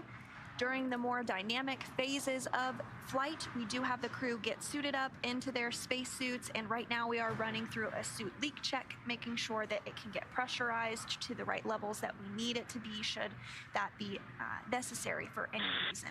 So let's continue to learn a little bit more about our crew as they step through those procedures. We do have Nicole Mann on board of Crew 5. She holds a Master of Science in Mechanical Engineering and is a colonel in the Marine Corps. She was an FA-18 Hornet and Super Hornet test pilot and deployed twice aboard aircraft carriers in support of combat operations in Iraq and Afghanistan. Nicole was selected by NASA in June of 2013, and in the years that followed, led the astronaut corps in the development of hardware in the Artemis program. Today, the Crew 5 commander will be flying into space. Well, she is in space now. She's in space for the very first time, and once she reaches the space station here shortly, she will be the very first Native American woman to stay on station. Now, Josh Cassada, our pilot, he grew up in White Bear Lake, Minnesota. The physicist and U.S. Navy test pilot flew the P-3C and the P-8A and flew in 23 combat missions. He later became an instructor at the U.S. Naval Test Pilot School, which is a common path military officers take to join NASA. Cassada is one of more than 100 graduates who became astronauts going all the way back to the Mercury program. Now, more recently, he served as capsule commander in mission control, but today he is the pilot on board Dragon. Next up is Koichi Wakata, who is one of the mission specialists. He's a Japanese astronaut who has a doctorate in aerospace engineering, and in 1996 became the first Japanese mission specialist aboard the Space Shuttle Endeavour for STS-72. Altogether, Koichi has flown in 4 space shuttle missions, a Russian Soyuz, and was on a long-duration stay aboard the International Space Station. During his 2-decade career as an astronaut, Koichi has spent 11 months in space. And our second mission specialist on Crew 5, Russian cosmonaut Anna Kikina. She was born in Russia and graduated with honors from the Novosibirsk. Dragon, we saw 4 good suit leak checks, and those numbers look great. Dragon, SpaceX, we see all the same, 4 good leak checks, and we've got a healthy vehicle headed towards the mid-course maneuver 13 minutes from now. All right, so we just heard there that they had 4 good suit leak checks, so we are continuing ahead. Now, Anna in 2012 officially became a candidate for the position of test cosmonaut. Crew 5 will be her first flight into space as part of the recent resumption of integrated crews on U.S. Crew spacecraft and the Russian Soyuz with the Russian State Space Corporation Roscosmos. That's right. So as we mentioned, we do have 3 first-time flyers, and then Koichi Wakata is our veteran astronaut on board. But yesterday, it was really great to see as the crew got into orbit. They had their zero-G indicator. So cool. This is a tradition amongst crews to have some type of indicator that shows them once they have reached the microgravity environment of space. And so yesterday, we did get a glimpse of it. It was a small stuffed Einstein doll, and we had some great words from NASA astronaut Josh Cassada, who shared the significance of that zero-G indicator. If you didn't catch it live yesterday, I highly recommend going back and checking it out in the broadcast. It was pretty special. Yeah, it was really touching. I also loved that during the launch broadcast, Bob Behnken, who was one of our 2 space dads that flew on the NASA SpaceX Demo 2 mission, actually brought the zero-G indicator from that mission, his son's sequined stuffed dinosaur named Tremor. Many of us here at SpaceX and probably also at NASA, we have a replica Tremor at our desks, and so it was really special and cool to see the real Tremor on the launch broadcast yesterday. Yeah, that was very special, absolutely. And speaking of the launch broadcast yesterday, we also talked about the 50th SpaceX suit. We had a helmet that we were able to talk about, and Jesse shared some great information on that. But the 50th SpaceX suit, that's quite the milestone. Yeah, it definitely is. As I mentioned before, they were designed in-house. They are built in-house by hand by our very skilled team of spacesuit technicians and engineers. It's quite an accomplishment to basically be able to provide each astronaut with their own unique suit. As I mentioned earlier, they are custom fitted to each astronaut. So there is no option to switch them out or mix them up during flight. Of course, they are safely stowed away whenever the astronauts are not wearing them. But we're really proud that we were able to design and build and test a spacesuit of the future, and each Crew Dragon astronaut gets one of their own for each mission. Absolutely. And as we did mention just a couple of minutes ago, we did have 4 good suit leak checks, which is just checking off another milestone as we approach the International Space Station ahead of docking. Now, if you are following along with us and would like to ask a question, please be sure to do so. You can use the hashtag AskNASA, and we'll answer as many as we can while we're on air. So let's see if we have any Ask NASA questions right now that have came in. All right, it looks like we do have one from Bob O'Dare Jr., who wants to know, what time did Crew-5 wake up? Well, typically, the crew has a prescribed sleep and wake cycle that they utilize on the journey uphill. But for Crew-5, they had a rest period or an off-duty time period. So they were able to get out of their spacesuits, get comfortable, and get some rest. They did wake up earlier this morning, a little earlier than expected, which makes complete sense. It's probably a little bit like Christmas morning for them. They're eager to get the day started and get docked. Looks like we have another question. What kind of meals do the astronauts eat prior to docking? Do they get to choose their meals? And this comes to us from KC7Z1E. So the crew has a variety of different meals that they have the option to eat while they are in space. Now, there is 2 real different types of meals it's important to distinguish between. While in Dragon, they have something similar to an MRE or a meal ready to eat that they can easily eat on the journey uphill. Once they do arrive to the space station, they have rehydratable food that has been dehydrated in our food lab in Houston. And they have a variety of different foods that they can eat: macaroni and cheese, different meat products, pasta. Our food scientists really try and keep the menu different for the crew so that they are excited about what they have to eat. If you think about, they're up there for 6 months at a time. Oftentimes they don't have a lot of fresh fruits and vegetables. Those things can come up occasionally on cargo resupply missions, but we do hear a lot from the crew that that's something that they miss. So the food scientists in the food lab do try and keep it very interesting and help the crew be excited about their food. And then, of course, the crew will plan out their menu and the meals that they would like before their mission.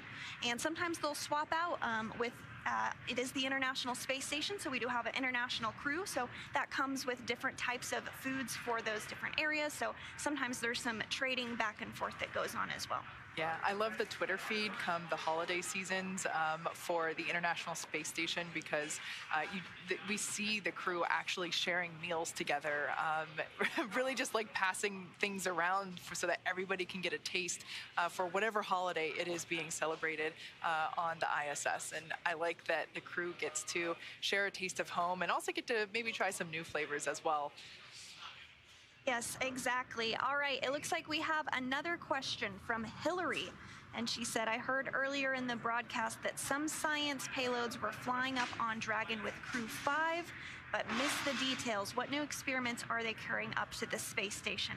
Well, we could talk about this question for the rest of the broadcast. Because it truly is the International Space Station, and the point of it is to do science research and investigations. So throughout the Crew-5 mission, there's over 200 science experiments that the crew is going to work on. So of course we can't get into all the details about those, but I do highly encourage folks to follow along with us on social media. The ISS research account goes through a lot of that. And then we just had the 2022 version of Benefits for Humanity come out that Looks lists so cool. Yeah. a plethora of science that has been done on board the space station and how it directly benefits us here on Earth. So check that out if you're interested.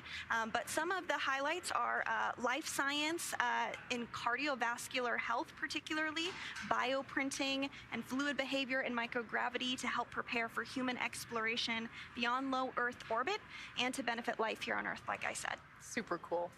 Now, the next milestone that we have coming up for the crew is that mid-course maneuver. That's coming up in a little over 3 minutes. As we mentioned before, this is an opportunity to make sure that the Dragon spacecraft is still on the right trajectory, heading toward the International Space Station. Everything is super choreographed and controlled as Dragon approaches and also when it departs space station. So basically the next couple hours are filled with various maneuvers, burns, and checkpoints that Dragon has to get through and approvals in order to ultimately make that final contact with the station. And then a couple of other things are going to happen as we continue to get closer to the space station.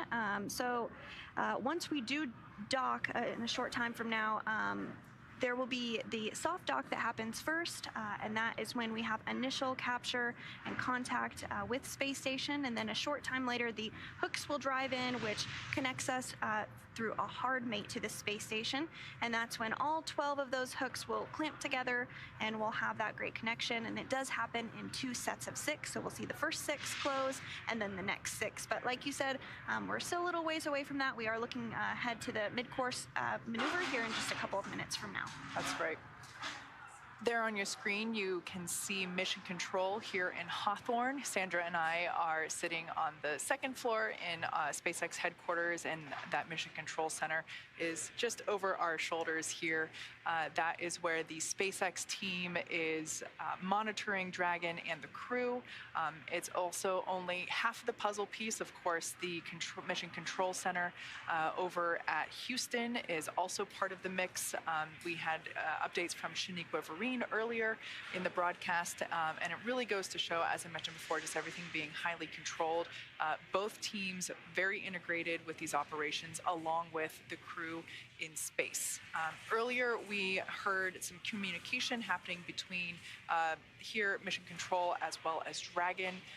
Though that communication that we heard was actually with the SpaceX Crew Operations and Resources Engineer, or CORE.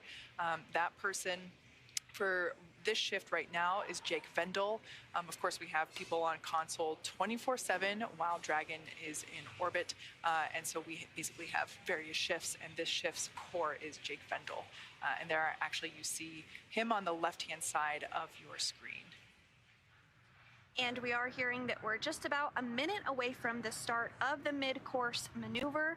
Again, this can be a small burn or it could be a significant correction. It really just fine-tunes the approach to reach waypoint 0. And so that swing from approach initiation to waypoint 0 is pretty big. So this is just that chance to really fine-tune, make sure everything is looking as it should as we move ahead to docking. Absolutely. As we mentioned before, we are taking your questions, so reach out to us on Twitter using the hashtag AskNASA. We would like to take as many questions as we can get through. We are a little bit more than an hour away from docking of crew to station. And yeah, we've taken a couple of questions so far, and we would love to get more as the broadcast continues. So we are standing by to hear that mid-course maneuver has begun.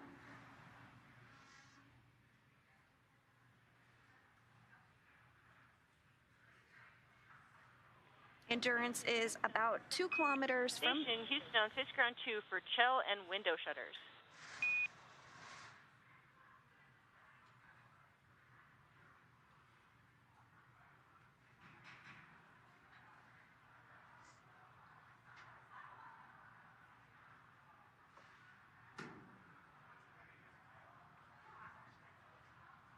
You're on 2.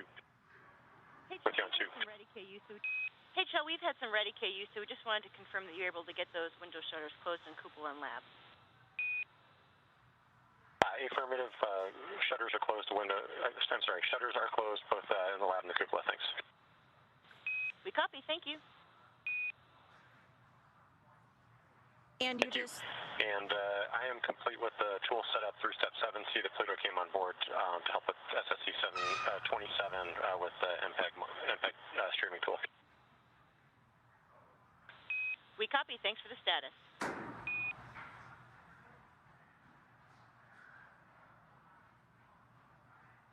And you just heard those words from the ground up to NASA astronaut Kjell Lindgren discussing the shutters in the cupola. The cupola is that window to the world.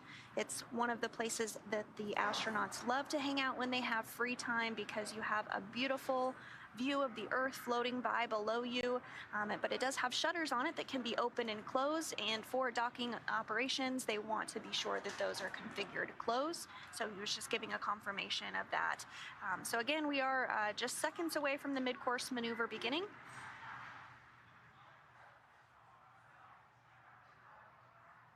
And the mid-course maneuver is underway.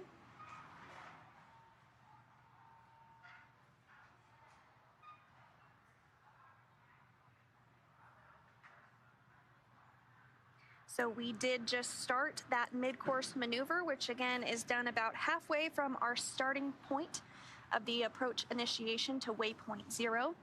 This burn helps to fine-tune our approach to ensure we're targeting a precise point 400 meters directly below the station. Once Dragon arrives at 400 meters below station, it will be at what is known as waypoint 0 and will be the first checkpoint during our approach. The vehicle can hold here at 400 meters, but if all of its systems check out, we can continue the approach to waypoint 0. Now, we are hearing that mid-course maneuver was completed, the next major activity that we have is that approach 0, and about a little bit more than 16 minutes until that point.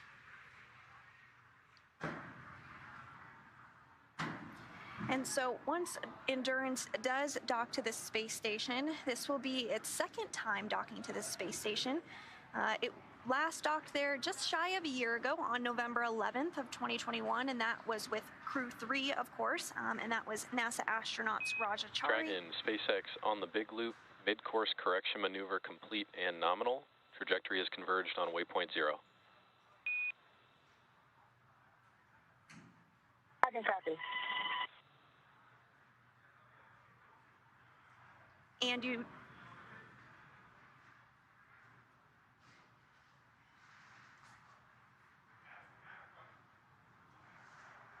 And you just heard those words there that the mid-course maneuver was successful and went just as planned, so we are still on track for docking today.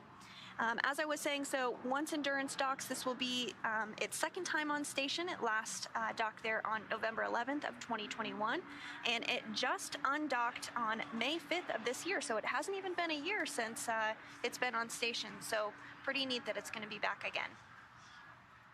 All right, so as we mentioned, we are taking your questions on social media using the hashtag AskNASA, and it looks like we have another one coming our way.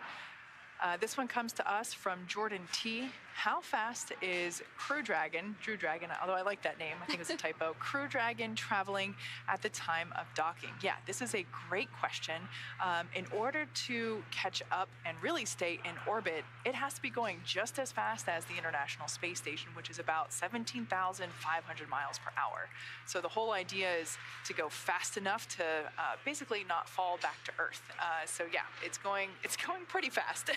And it's incredible to think that it really gets up to that velocity in just a matter of minutes after it lifts off from Earth. That's right, and it looks like we do have another question here that is asking, why does the flight to the space station take 24 hours? So we did touch on this earlier. It's all based upon the phasing and where The International Space Station is at the time of launch. We do launch from the Kennedy Space Center in Florida, so depending on when that launch window is, sometimes it can be a shorter launch to docking phasing, sometimes it's a little bit longer. For this particular one, it's going to be about 29 hours from launch to docking. Yeah. Similarly, on Dragon's ride home, it kind of depends on a lot of things. Orbital mechanics being one of them, but also weather. So sometimes the return journey to Earth can take a matter of a couple of hours, or excuse me, a few hours to, depending on weather at the splashdown locations, could take up to 24 or even a few more hours. So yeah, everything really has to do with orbital mechanics and trying to get to the right place at the right time. And as we mentioned during the launch broadcast, everything has to be super precise and really instantaneous because the Dragon is catching up to the space station. Those orbital mechanics really dictate down to the millisecond the moment that Falcon 9 has to lift off with the capsule. Exactly right. And here coming up soon, we should start to get some views of Dragon as it approaches the space station, or we might be able to get some views from Dragon of the space station. So looking forward to seeing those views here shortly. And there it is. There's the International Space Station as seen from Dragon. As it approaches, we'll continue to see this grow larger and larger in the frame of view. And now this great view from inside the Dragon capsule. Yeah, this is our first look inside capsule this morning.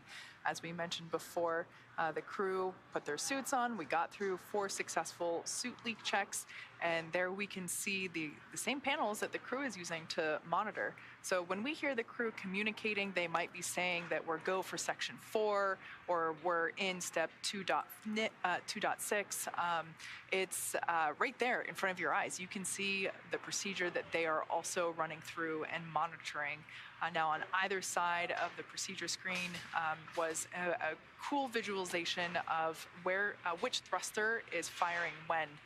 So kind of a nice visual to be able to tell how Dragon is steering itself. Absolutely. And in this view here of the International Space Station, you can make out the solar arrays. Those are those pieces on either side. Now, right now, Dragon is getting its power from its own solar arrays that are found on the trunk of the vehicle. But once it does dock to space station, some umbilicals will be hooked up, which will provide power from the space station. So at that point, Dragon will be configured to be receiving its power from the space station.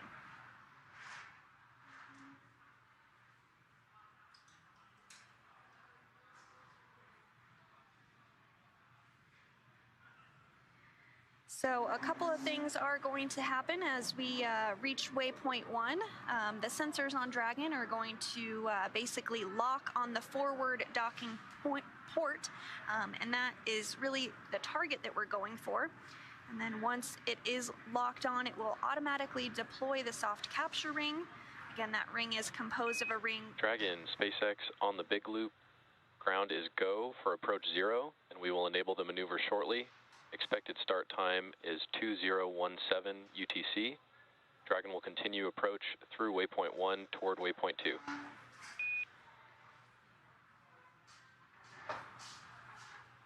Dragon copies. We are looking for the approach to Alpha.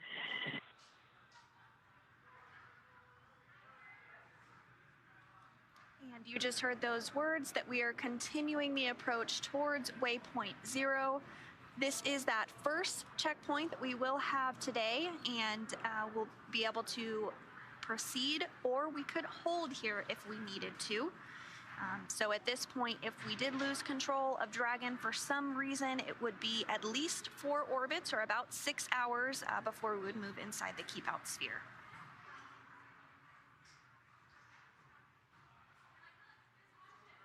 And it looks like that is a view from station of Dragon. So there we can see planet Earth rotating as Dragon catches up to the space station. As I mentioned before, I love views like this because it kind of shows just how grand all the operations are. As we've said multiple times, everything is very controlled and choreographed, and it's pretty cool to see Dragon just get closer and closer.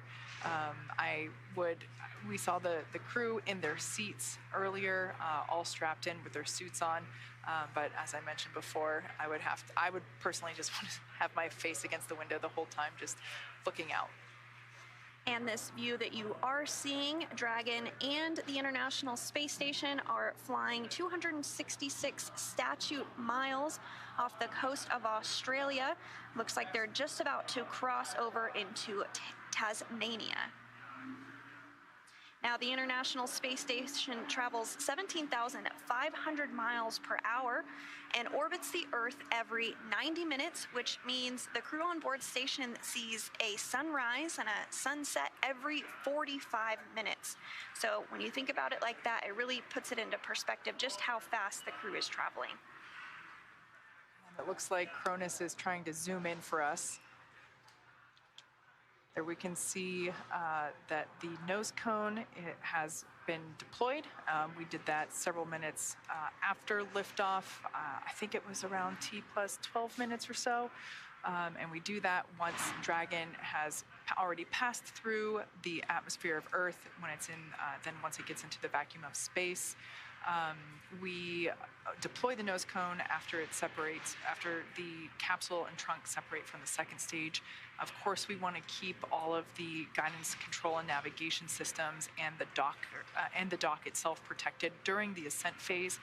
But once the Dragon capsule is in the vacuum of space, we're able to open it up. And I love this shot here because it's very Inception-esque to me because the station is looking at Dragon, Dragon is looking at station. Yeah, and it's just really cool to be able to see Dragon get closer and closer. Now, for those of you that are looking at Dragon on the left-hand side, and we're seeing it from the top down, we can see a blinking light as well as barely make out that forward hatch. This, of course, is the hatch that we will be utilizing to dock with the station. You might notice 4 points, well, technically 3, because it looks like the fourth one at the top is covered up. 4 points, just like almost tiny arms sticking out. Those are actually the fins on the Dragon trunk. So as I mentioned, we are looking at Dragon from the top down, and those fins are what we're seeing from this bird's eye view. We can see them a little better once, whenever the capsule's, for example, at the launch pad, and those fins are basically there for aerodynamic purposes. But just kind of a cool, different view that we get from Dragon. This is the first time that we're really seeing a closer view of Dragon in this from this angle. Absolutely, and we are also beginning to see the space station come into view more and more. You can make out some of those solar arrays. Again, that's going to continue to just get more clear. Right now, Dragon is about 550 meters away from the space station and closing. So yeah, in that view, you can really see the solar arrays starting to come in, get a little bit sharper.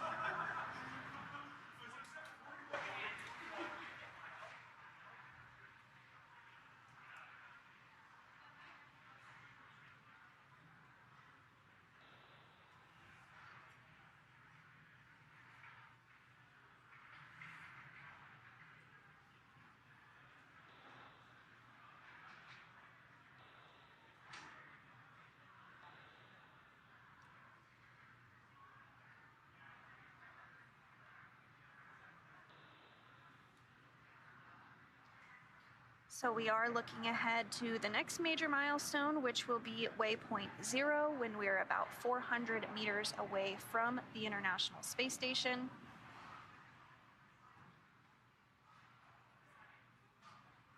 We have touched on this briefly, but that view of Dragon on the left of the screen there, now it looks like we're getting another view from the space station, and you can see it just barely. It's a white dot coming in.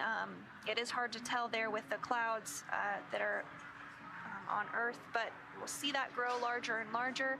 That is again controlled by one of the flight control positions in Mission Control Houston called Cronus. They're able to position the cameras in a variety of different ways that allow us to get these beautiful views of Dragon as well as the Earth. And Kate, you had mentioned we did get some views of Hurricane Ian as it was passing over the United States, but we are able to get some views here of Dragon with that nose cone open like you mentioned.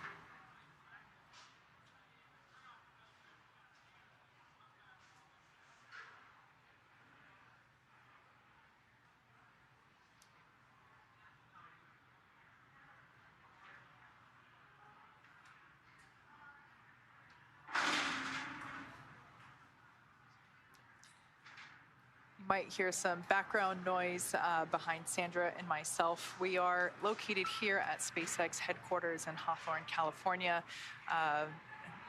We are an active operations environment.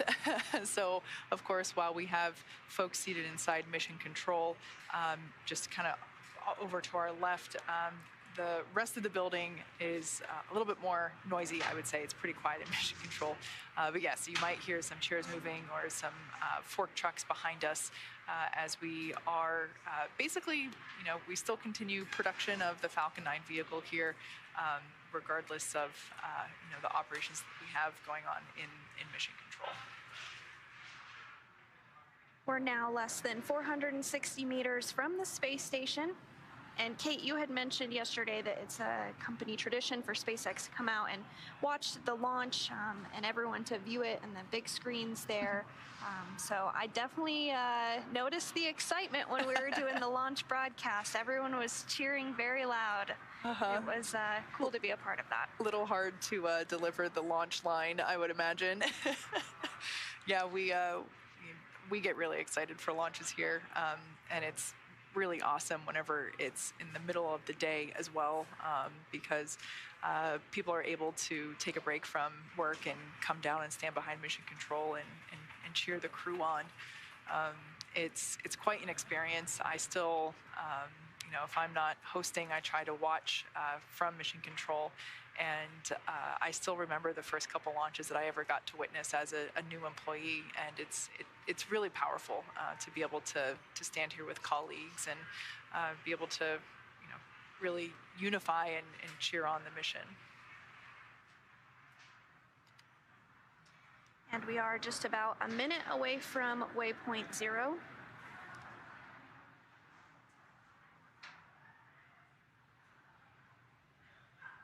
...427 meters away from the International Space Station.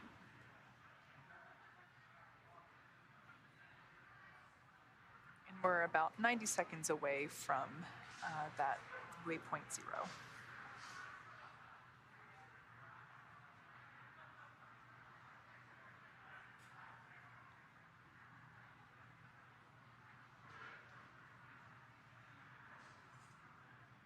As we've mentioned before, waypoint 0 basically means that Dragon is directly below the station by about 400 meters.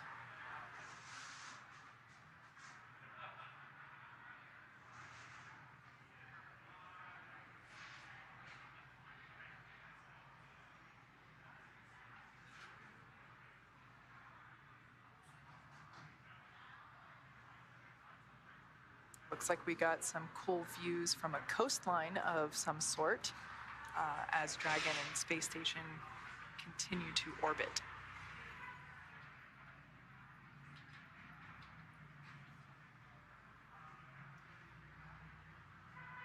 The International Space Station is flying over some beautiful views. Like you mentioned, it's 262 statute miles, approaching Port Via as well as Fiji. So that explains the beautiful, beautiful views we were seeing. That's certainly a location name I can recognize.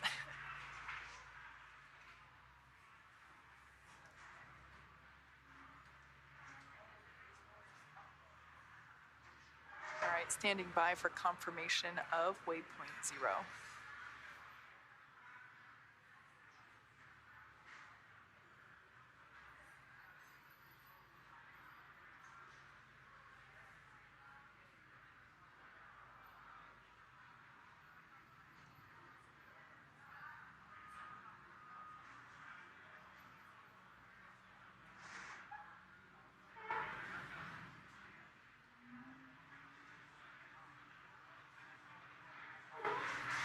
And we have just reached waypoint 0, which means Dragon is now 400 meters directly below the space station.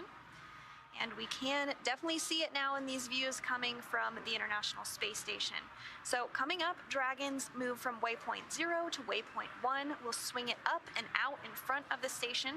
We'll then pause at a distance of approximately 220 meters. And at this point, we will be on what we call the docking axis, which essentially means it's directly in front of the docking port. We did already hear the teams do a go, no-go poll for this approach, and everything remains go.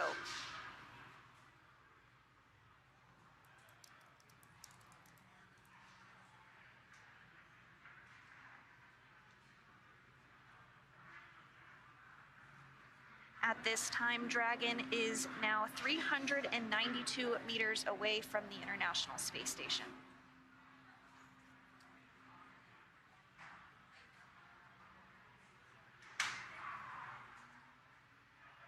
Great view of Dragon there, once again from the top down. As we've mentioned before, we keep that nose cone closed through the ascent portion of the mission, and then we open it up while Dragon is in the vacuum of space. It's able to provide protection for the various sensors that are used to help Dragon steer itself. So all the guidance, navigation, and control systems. It also protects the forward hatch, which is what, as I mentioned before, it's what we use to dock to the space station. So it's pretty cool, and I think it's pretty neat that basically the side hatch, which is we were able to see it just moments ago whenever we had a little bit more sunlight reflection over there. But it's cool to think that the side hatch, which is what Dragon SpaceX on the big loop, we see the onboard for GNC RelNav. No crew action required. Both Dragon eyes locked on to mismatching reflectors and are now locking onto their correct targets. Standby 1.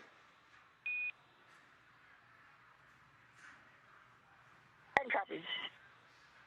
Speaking of those sensors, it sounds like those Dragon eyes, which are one of the sensors, there's actually two of them, two of those Dragon eyes, they are locking on to the appropriate sensors on station at this point in time.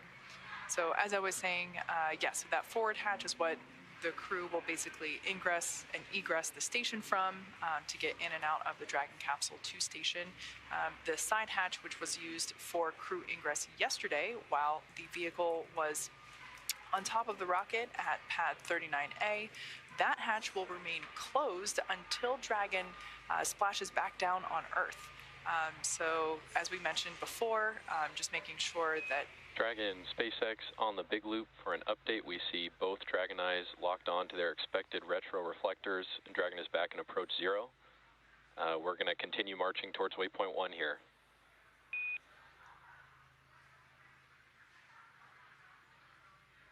Dragon copies, we see approach 0 and good Dragon eye.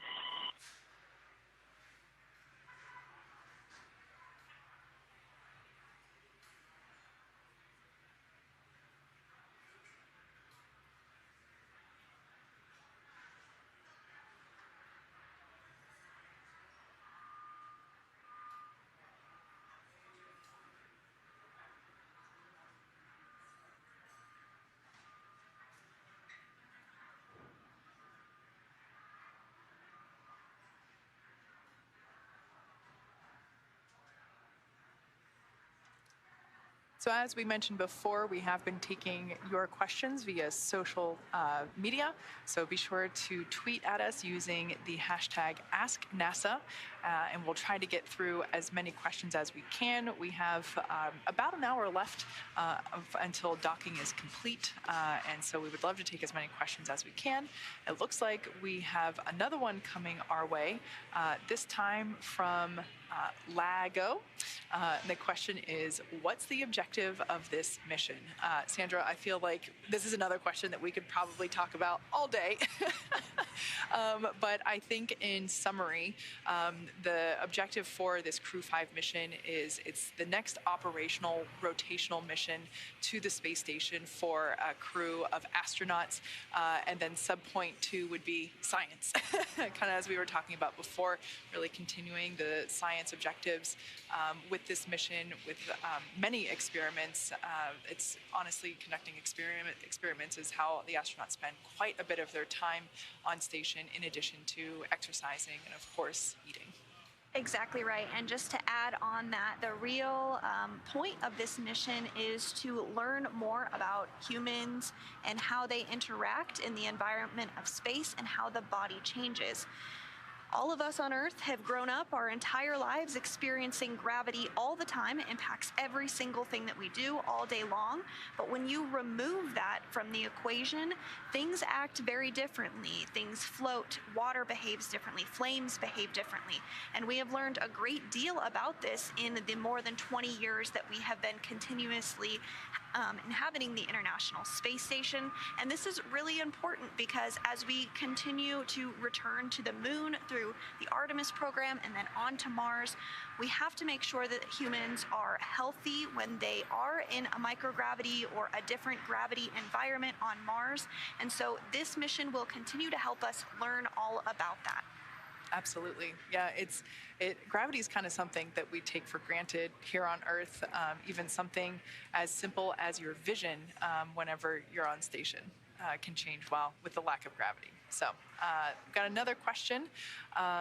This one comes to us from Rohan87. Love the Lord of the Rings reference there. After successful docking, how many minutes it take to enter into International Space Station? How are they prepared for this? So it does take a little bit of time. There are a few procedures that... Dragon, SpaceX, on the big loop, we do see approach 0 in progress with trajectory converged on waypoint 1. Expect arrival at waypoint 1 at approximately 2044 UTC, and we cleaned up your board there after that on board.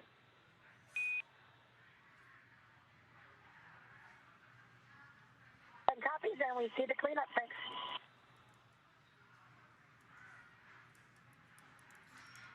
So again, to finish up answering this question, it does take a little bit of time.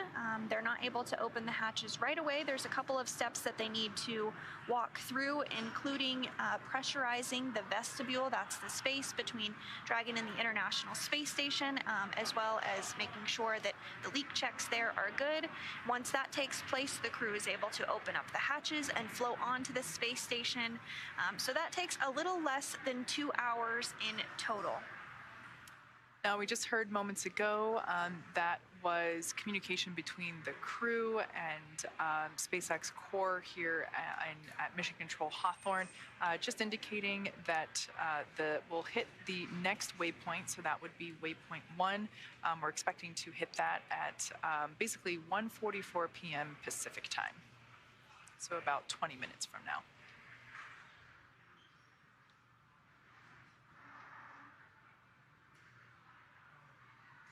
And once we do arrive at that waypoint 1, that's when Dragon is about 220 meters away from the space station and directly in front of the docking port. The crew is docking to the Node 2 forward port during today's mission. And before they move any further at this point, they will need the permission to move into the keep out sphere.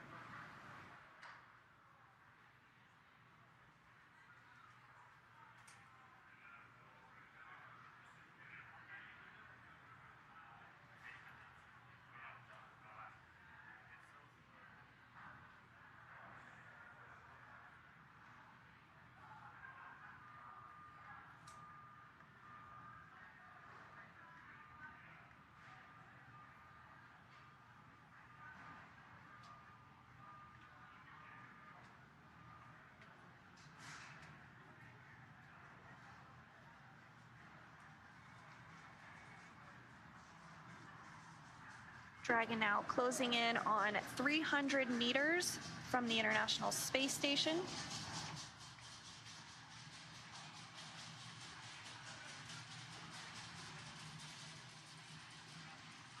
As we've mentioned before, this maneuver from waypoint 0 to waypoint 1 basically swings Dragon up and out in front of the station. It pauses at a distance of approximately 220 meters.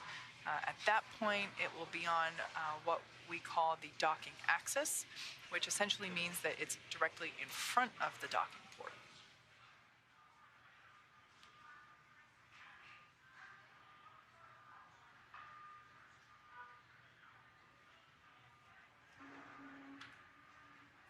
And it is really important that we have these different waypoints because they allow the team to really evaluate the status of the vehicle, the readiness of the space station to receive it. And we do have these checkpoints for all visiting vehicles.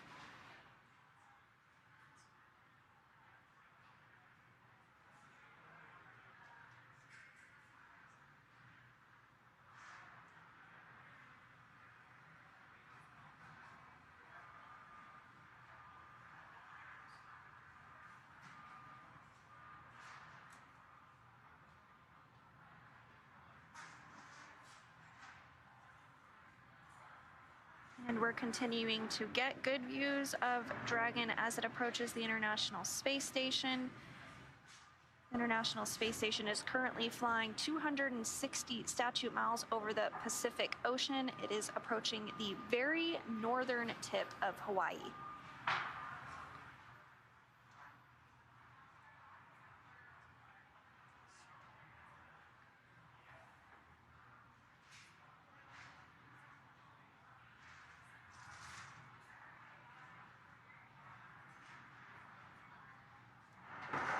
As we've mentioned before, SpaceX flight controllers, which are based here in Hawthorne, are working in tandem with the NASA team in Houston to make sure that everything is going accordingly with Dragon as it continues this controlled approach to station. And there you do see that very northern tip of Hawaii that we mentioned. Again, aloha. Dragon and the International Space Station flying about 260 statute miles above it.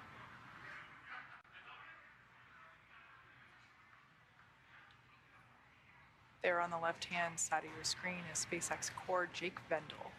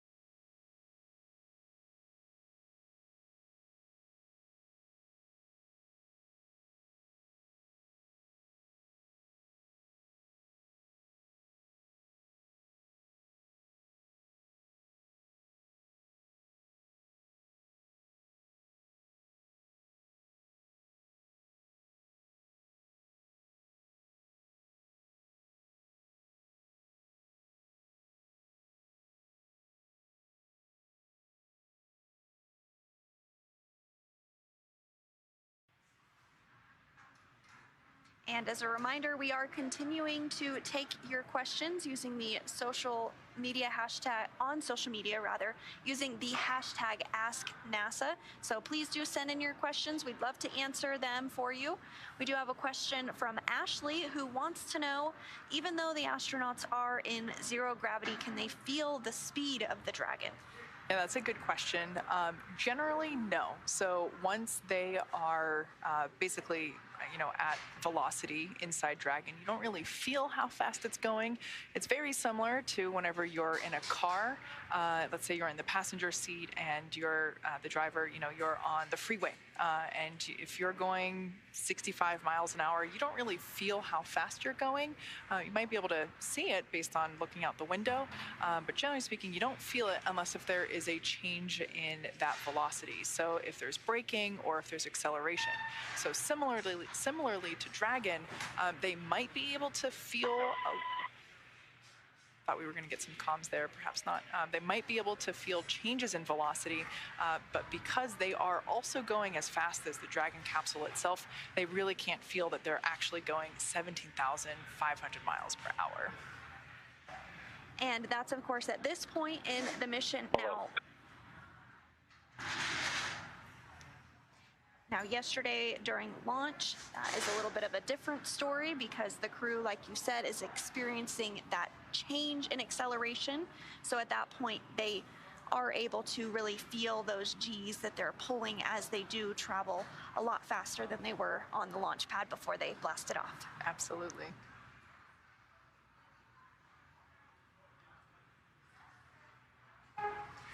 So Dragon is now under 300 meters from the space station. Looks like it's about 294 meters away. You can see it continuing to get larger and larger in the screen. This is a really cool shot because now we have something for frame of reference other than planet Earth. So this view from a camera on the port truss segment of the station, you are just barely seeing the Japanese robotic arm in the very center of the screen there, as well as part of the Japanese logistics module on the right that houses some experiments conducted aboard the space station. So one of our crew members for this flight is Koichi Wakata, who is an astronaut from the Japanese Aerospace Exploration Agency.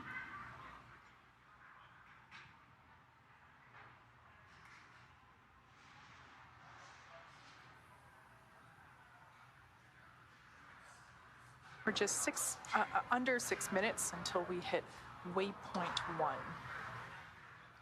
As we've mentioned before, this movement from waypoint 0 to waypoint 1 will swing Dragon up and out in front of the station. So if you've been watching that capsule, it has been moving slightly in that frame. So it'll move up and in front of the station, and it'll pause at a distance of approximately 220 meters. At that point in time, Dragon will be on what we call the docking axis, which basically means that it's directly in front of the docking port that it will be aiming for. That port is the forward port on node 2, which is the Harmony module, and that's where both of the international docking adapters, or IDAs, are located. Those were installed for new commercial spacecraft flights and any other future spacecraft that also use the international docking standard. And you could really see in that graphic that was just on your screen how those different burns in this very phased approach really put Dragon into the place that it is now, exactly right in front of the docking adapter. You can really start to make out the International Space Station. You can see the solar arrays there, and even some of the vehicles that are currently docked to the space station. There's right now 4 vehicles docked to the International Space Station. That includes the SpaceX Freedom capsule, which Crew 4 arrived on and will return back home shortly, as well as the Russian Progress 80 and 81 and the Soyuz MS-22.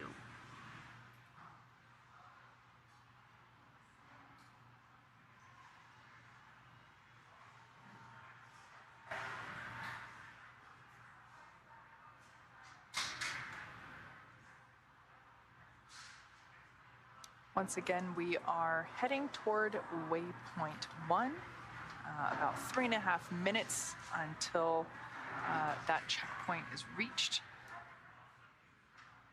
After that, it will be on to waypoint 2, and that is once Dragon is only 20 meters away. At waypoint 2, the spacecraft will focus on aligning its docking system with the docking adapter. Dragon will fly in and make contact with the docking adapter, and that will give us what we call soft capture. That soft capture ring will then retract until sensors indicate that it's time for the hooks to drive in place, and then give us that hard capture, which firmly secures Dragon to station. Then after that hard capture is confirmed, we'll do leak checks for that hatch opening. And that is always a moment that's really fun to watch. And well, I guess I should say it takes time, right? Once the hatch is open, it's another several minutes before they can actually egress, but it's really nice to see the crews greet each other after Dragon's arrival. It's worth the wait. Absolutely. And as Dragon continues to get closer to the space station ahead of docking, we are hearing that everything is proceeding as expected. Still looking towards an on-time docking at 1:57 Pacific this afternoon. And you are starting to see some blinking light. Dragon in station, SpaceX on the big loop. Expect reconfiguration of the C2V2 link shortly.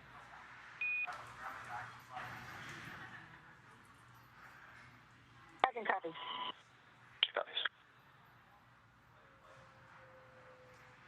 And you did just hear that call about the C2V2 system being reconfigured. The C2V2 system is the common communications for visiting vehicles, and that really helps to set up the data stream from Dragon to the space station and provides another path for Dragon telemetry to reach Earth. I think that should be renamed C squared, V squared. There we have live views from inside Dragon Endurance with the Crew-8 crew. All 4 astronauts are in their seats, buckled in, and as you can see, their suits are on, but the visors are up. So earlier, the crew donned or put on their suits, and we had 4 good leak suit checkouts.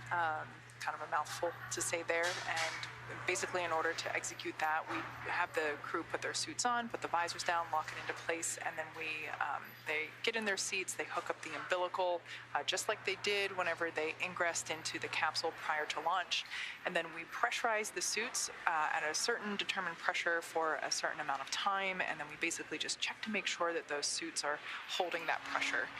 And then that's the leak check. So once that's good, we're able to continue on with the approach timeline, which gosh, I think it might have been about an hour ago. Feels that much? Feels that way. I don't know. Time's kind of distorted over the last 40 hours. It feels like. But yeah. So with the crew in their seats, they are buckled in. It's a 5-point safety harness that it acts basically as a pretty advanced seatbelt. And the crew, of course, is basically plugged into their seats. We had a view just a moment ago using the umbilical, and that, of course, provides communication, telemetry of the crew themselves, and also fresh air. So while they're sitting there in their seats, we are pumping a nitrogen-oxygen mixture through the suit. As I mentioned before, we are an active operations building here, so you'll have to excuse the background noise behind us. But yeah, the crew is very comfortable in their suits. We are flowing some of that fresh air of that nitrox mixture through the suits, nitrox being the same stuff that you breathe whenever you're scuba diving. As we await confirmation of Waypoint 1, the International Space Station is flying 264 statute miles over Washington State. In fact, just a few moments ago, it flew over the city of Seattle, so if any of you were outside, you might have caught a glimpse of it flying overhead, but it looks like it's already passing into Canada, and that just really goes to show how fast 17,500 miles per hour is. You cover a lot of ground when you're going that quick. For sure. It's that exact point is kind of what makes it easy to spot, especially at night. Just, you know, looking up at the night sky, I myself have an app that alerts me whenever there's going to be an ISS pass overhead, but I've actually accidentally seen it sometimes too, and you look at it and it's this constant bright light, and a lot of people think, oh, it's an airplane, but if you really watch it, it's going way faster than an airplane is. And if you are interested to see when the International Space Station is flying over where you live, you can go to the website Spot the Station on NASA's website, and you can put in your address, your location, and see when it's going to be flying overhead. Like Kate mentioned, it is a pretty cool thing to see. Yeah, it is pretty neat.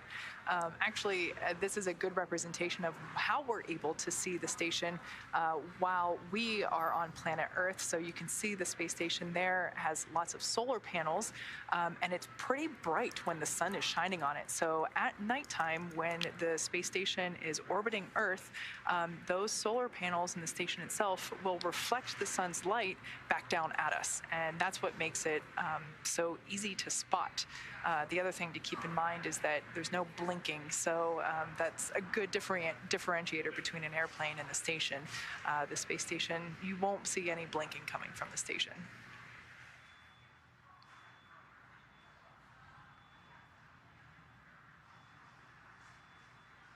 And we are now under 250 meters away from the space station.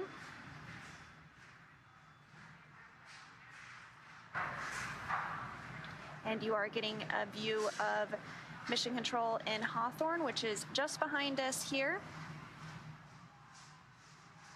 This is the room where all of the SpaceX flight controllers, responsible engineers, and the core, the crew operations and resources engineer, is positioned, or excuse me, is seated as they are basically constantly monitoring Dragon. We have someone on console 24/7 while there is a Dragon on station or in orbit, and this is one of the rooms that we do that in. And similarly, in the International Space Station Flight Control. Dragon, SpaceX on the big loop. We see Endurance 2 minutes out from waypoint 1. Soft capture ring extension will begin shortly, and Dragon will continue approach to waypoint 2. I can copy. And those words there as we continue to make our way to waypoint 1, now 237 meters away from the International Space Station. As we've mentioned before, these checkpoints, these imaginary zones that we keep talking about are very important for Dragon, or really any spacecraft that's heading to or departing from the space station have to abide by, because everything is everything is designed to keep the crews both inside the spacecraft as well as the crew on station safe. There are many checkpoints just to make sure that all systems are functioning properly and as expected with the spacecraft prior to allowing it to get any closer to the station. And we are hearing that we're just about a minute out from reaching waypoint 1. Dragon 231 meters away from space station.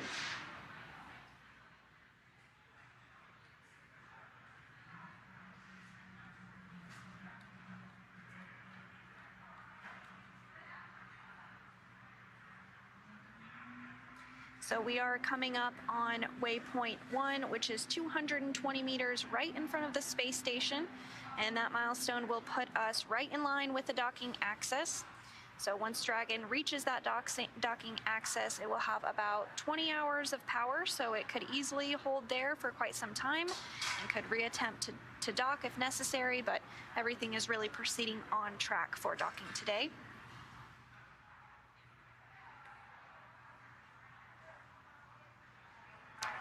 And we did just hear confirmation that we are at waypoint 1.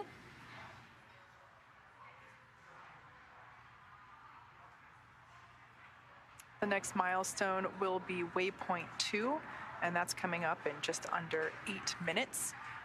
As we mentioned before, everything is a series of checks and phases really of approach. In this next phase, we're going to be heading to waypoint 2, and at that point in time, Dragon will basically be in line with the dock that it is heading to. Of course, it's using the Station Houston on the Big Loop.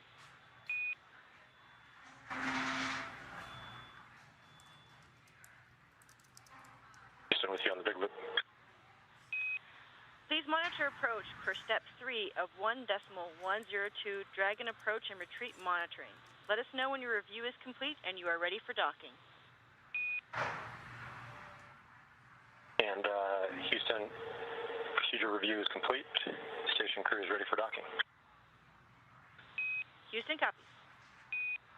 And we were just getting an incredible view there of both Dragon and the moon with Earth in the background. Pretty spectacular. And also, station has Dragon video. Copy that.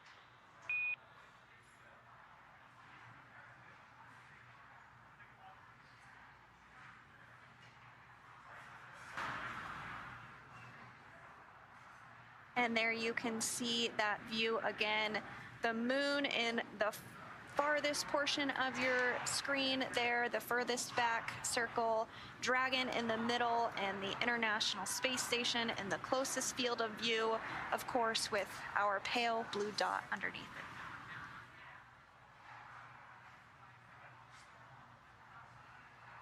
Again, the station and Crew Dragon are traveling at 17,000 miles per hour, 17,500 miles per hour around planet Earth. So while it looks like Earth is rotating slowly, it's actually going pretty quick.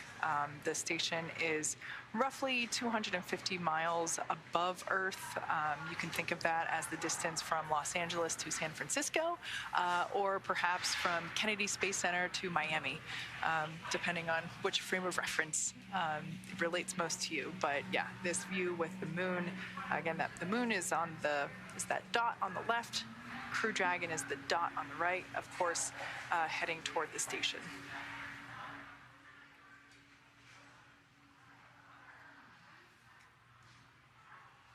So at this point in time, we have completed, we have reached waypoint 1. We are heading toward waypoint 2, which is expected in about 5 minutes.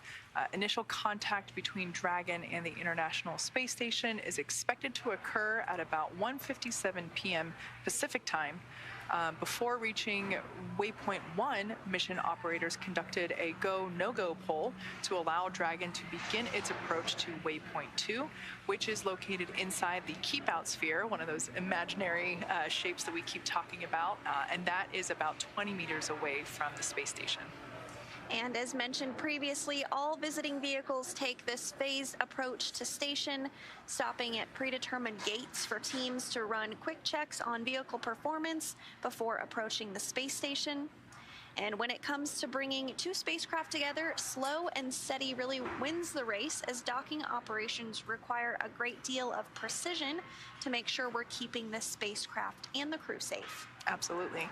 At the 20-meter distance from the station's docking adapter, Dragon's approach will slow, and it will begin to align itself with the adapter to come in for the final approach. Dragon will first make initial soft contact with the adapter's soft capture ring, which will then retract to bring Dragon in for the hard capture sequence. As a further precaution, Dragon's soft capture system includes a set of rotary spring dampeners to lessen the force of the contact between the capsule and the station. So for now, let's check in with NASA's Shaniqua Vereen in Houston for an update on station. Shaniqua? Thanks, Sandra. So far this afternoon, the crew on the station awoke around 1 p.m. Central Time from a nap period, understanding they would have a longer day being in Greenwich Mean Time, and they continued preparations for Crew 5's arrival.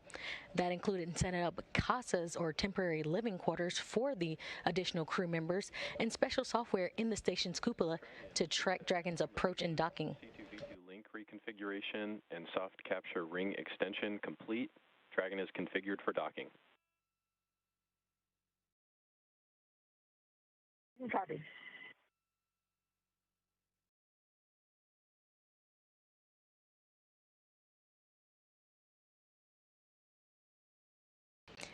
And you just heard from the core and SpaceX Mission Control. That was Jake Vindel reporting to Nicole Mann, commander of Dragon, that they are configured for docking. Back on the International Space Station, we have NASA's Kjell Lindgren being prime for monitoring and making sure Dragon Endurance stays in the expected zones. Once Dragon is docked, it will join 4 parked spacecraft at the International Space Station, including SpaceX Dragon Freedom, which brought up the Crew-4 astronauts back in April, Russia's Soyuz MS-22 cruise ship, and Progress 80 and 81 resupply ships. Again, after docked, Lindgren will also be primed to start hatch opening operations. Dragon, SpaceX on the Big Loop, Houston and Hawthorne have pulled go for docking. Confirm visors down and that you are ready for approach 2.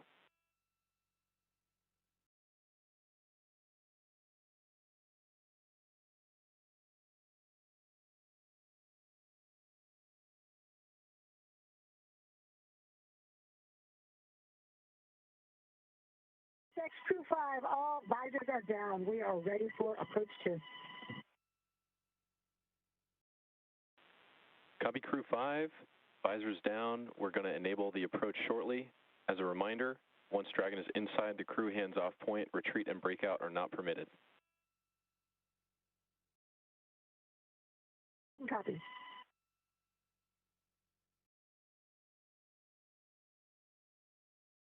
And you just heard another call from the core at MCCX responding to the crew that they are in preparation for docking in just about 13 minutes from now, and looking at to arrive at waypoint 2 in about 3 minutes and 30 seconds. Again, once docked, NASA astronaut Kjell Lindgren will be primed for getting ready for hatch operations. That includes him going to the large hatch on the node 2 forward, giving him access into the pressurized mating adapter. The crew then will have to pressurize the vestibule, which is the small space between the hatches on the Dragon and the space station.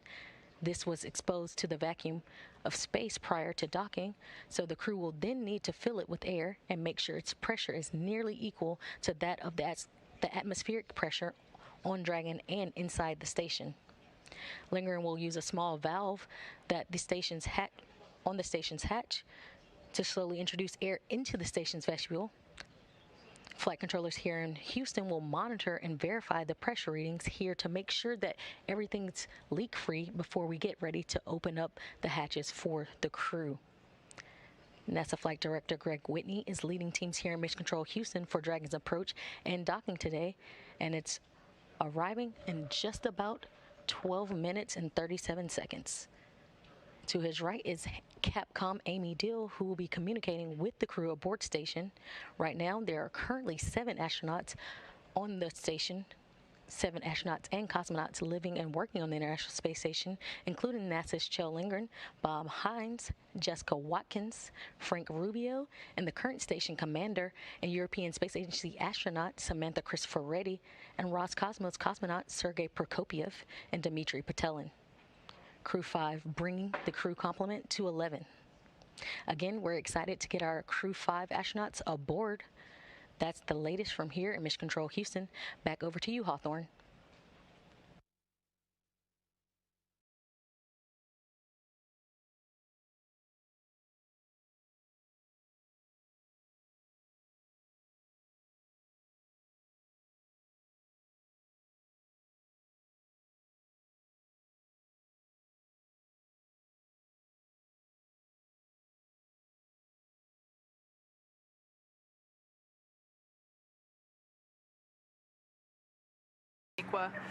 Now at this point in time, waypoint 2 is up next, and that will put Dragon only 20 meters away from the space station.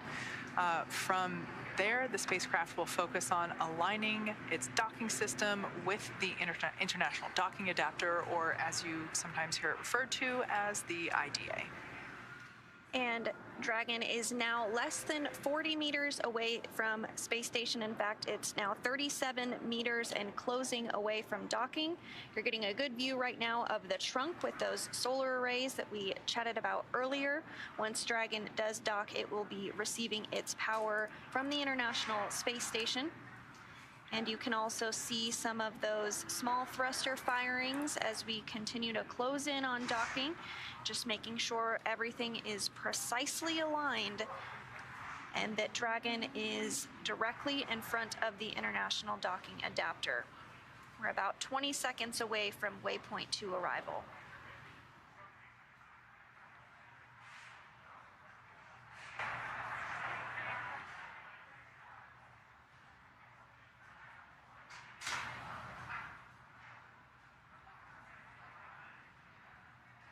We are expecting docking to occur just a little bit later than planned, about 10 minutes from now.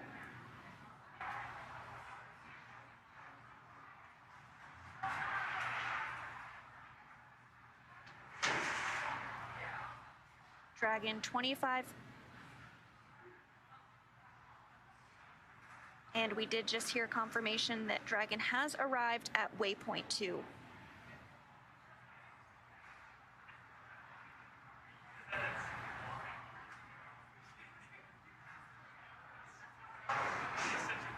Once again, we're about 10 minutes away from docking to the International Space Station. We have a great view there on your screen of the forward hatch of Dragon. We can see that docking mechanism, the gray pieces there now exposed, and we have a great shot of it now that Dragon is so close to station. Station Houston on the Big Loop. Dragon is resuming approach and is go for docking. Monitor per steps 5 and 6 in 1.102 Dragon approach and retreat monitoring.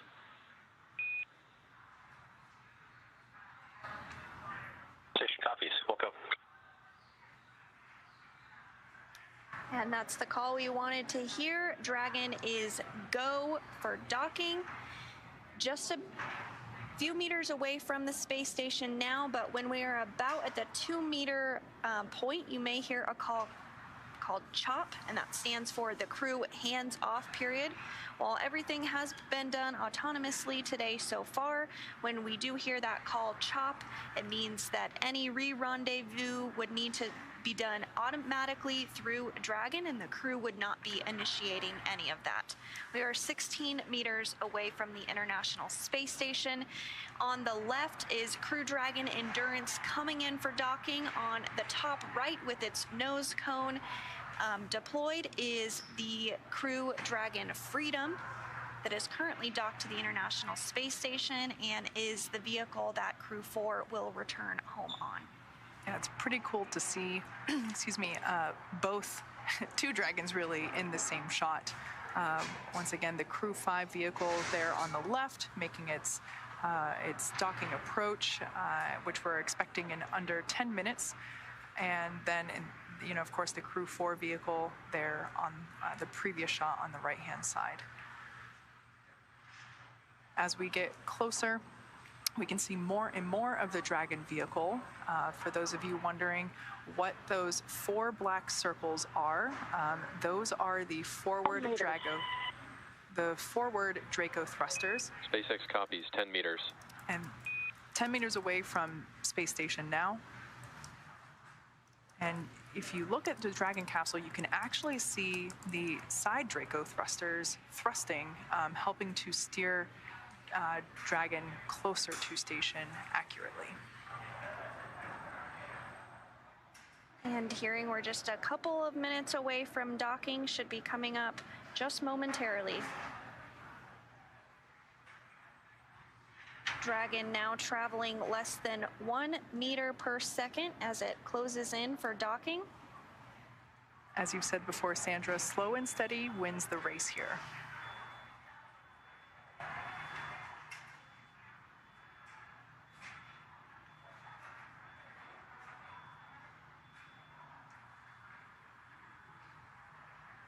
Less than 10 meters separating Dragon from the space station. Copy, 5 meters. And that call, 5 meters separating Dragon from space station. Should be about a minute until we are docked and Crew 5 is home for the next few months.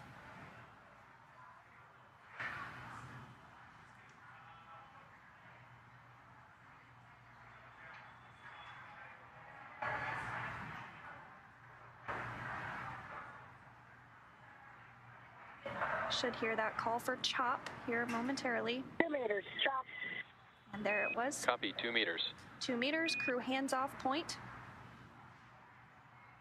Happens about 25 seconds before contact. 1 meter. 1 meter.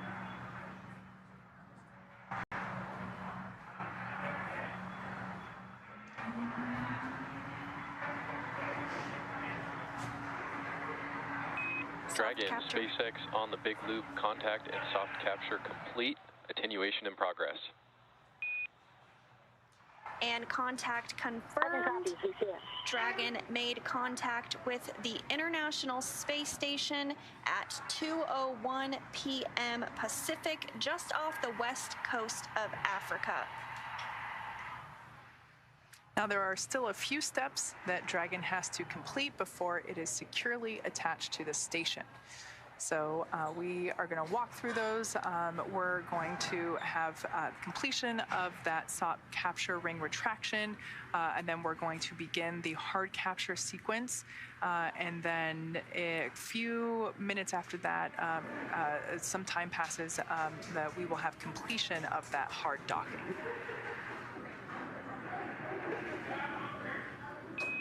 Dragon, SpaceX, ring retraction in progress. So there is that first thing I mentioned, that ring retraction for soft capture. And that soft capture ring will retract until its sensors indicate that it is time for the hooks to drive and create a hard capture. There are 12 hooks that are going to be driven to form that hard mate, and they take place in a series of 6. So the first 6 will drive, and then the second 6 will drive. Just like everything about the approach this morning, everything is in sequence. Now you might notice the view of Dragon is a little darker than it was before as it was coming in. Of course, the station and now Dragon are orbiting Earth, and it looks like they are lost the sunlight there. Live view there from SpaceX Mission Control, based here in Hawthorne, California.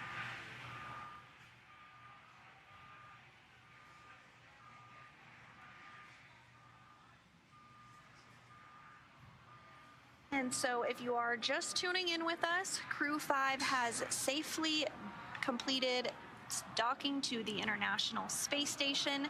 That docking occurred at 4:01 p.m. just off the west coast of Africa. Their journey began yesterday afternoon when they lifted off at 11 a.m. Central Time from the Kennedy Space Center in Florida. 3 first-time flyers on board Crew 5. And 1 veteran astronaut from JAXA, the Japan Aerospace Exploration Agency, Koichi Wakata. And then those 3 first-time flyers are NASA astronaut Nicole Mann, who is the first ever female commander of a Dragon. And once she floats on board Space Station, will be the first Native American to ever visit the International Space Station, as well as NASA astronaut Josh Cassada, who's the first-time flyer as well. And the other first-time flyer is Roscosmos cosmonaut Anya Kikina. That's right. Now, we have a little over 5 minutes left until docking is considered complete. As Sandra was just mentioning, the 3 first-time space goers on this mission, I would have to imagine that at this point in time, they must be like children sitting in a car seat, just wanting to get out. They have spent a long time making this journey, literally since launch yesterday at noon Eastern time. And they have friends on board station, and I bet they're just so excited to get out of their seats, get out of their suits, open up that hatch, and ultimately go get to hang out with their friends for a couple months. Absolutely. Dragon, SpaceX on the big loop, ring retraction complete. Docking sequence is holding for MCS reconfiguration. I can copy.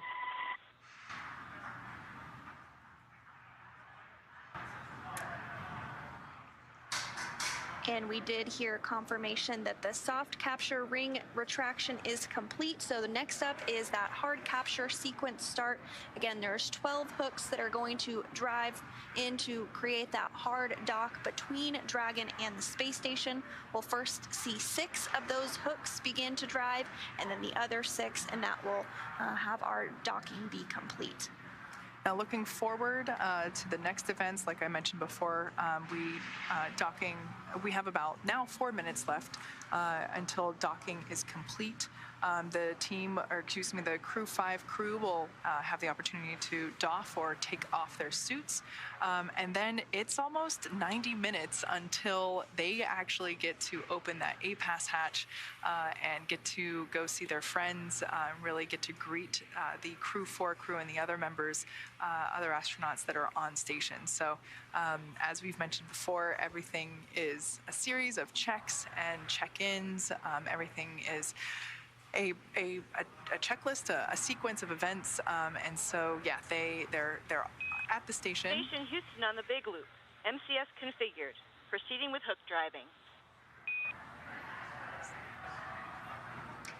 So there's that confirmation that we will begin to drive that first set of 6 hooks, and that is basically that hard capture process. So hooks are driving. This is the second time in the flight that we have done something with these hooks. They were also used just a short time after liftoff, after Dragon was inserted into a nominal orbit, and they helped to allow that nose cone to swing open. So hooks are continuing to drive.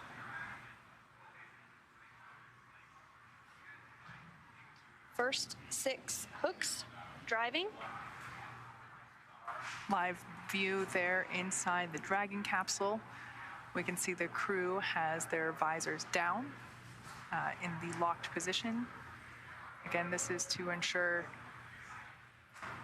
that if, for any unlikely event that Dragon were to lose pressurization, that suit would act as a second capsule, basically. It's it's almost a spacecraft of its own, being able to provide environment and pressure for the crew in an emergency. And the crew does wear that spacesuit during all of the dynamic phases of flight, during launch, of course docking, but here pretty shortly they will be able to take off that spacesuit, and they'll actually hang them up to dry before they begin to pressurize that vestibule and get ready to float through the space station hatch. As we've mentioned before, those suits are unique, especially fitted for each astronaut, so they all have their own storage locations that this suit will get stored in, and then they'll actually put them back on not right before they come home. They'll do another fit check basically shortly before they come home. So the Crew-4 crew will be doing that soon in preparation for their return back to Earth, hopefully next week. But yeah, that's basically just to make sure that the spacesuit that they arrived in still fits well, no like hot spots for movement, and is still good for them to wear home. As Sandra mentioned before, those of us here on Earth, we know what gravity feels like, and the body does change with a lack of gravity. So in the microgravity environment that the astronauts live and work in for months at a time, your bodily fluids change. So in space, your bodily fluids basically reach an equilibrium across your body, whereas here on Earth, they're concentrated near our feet, wherever down is. And so, we'll have the crew put those spacesuits back on prior to beginning their journey home, just to make sure that everything still fits well. Now, we should be getting confirmation that docking is complete here in the next couple of seconds. So standing by for confirmation of docking complete. And we did hear that the first set of 6 hooks is driving and has completed that process. So now the next 6 are driving, and as you said, once we have that finished up, we will have docking complete, and we will have what we call a hard mate. So that should happen just a few moments from now.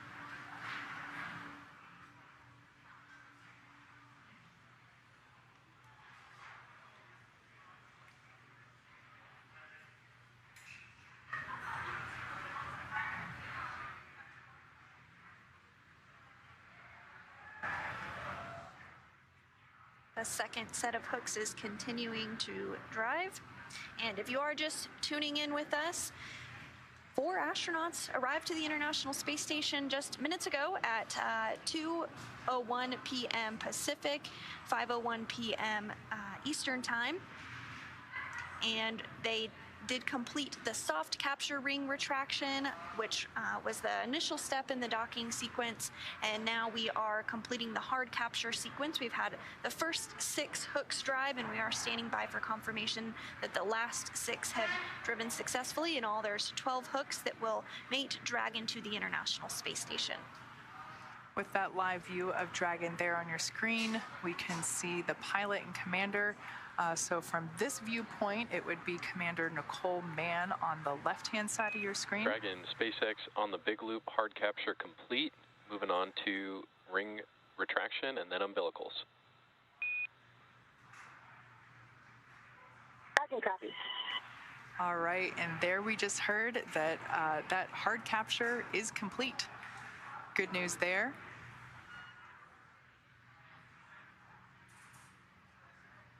Yeah, that's the call that we wanted to hear. All 12 of those hooks have made it to the space station as expected. So again, we do have a hard dock at this moment.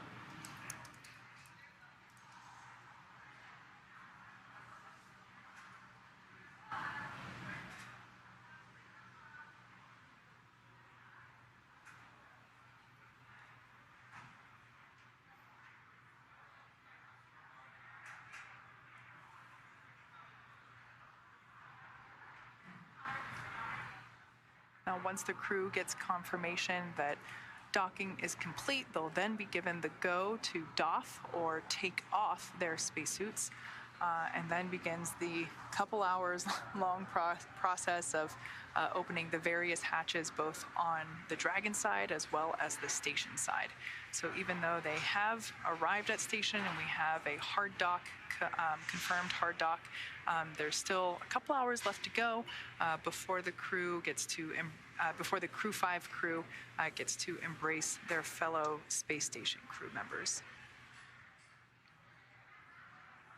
And there will be a couple of different tasks to do after we do get those hatches open in Dragon to just get ready for those docked operations. Most of it is focused on the atmospheric control on board Dragon. So they will be removing what's called a LiO canister, or a lithium hydroxide canister, that is used to help scrub CO2 from the Dragon cabin during free flight. And they'll also remove a seal that essentially integrates Dragon's cabin with the rest of the space station.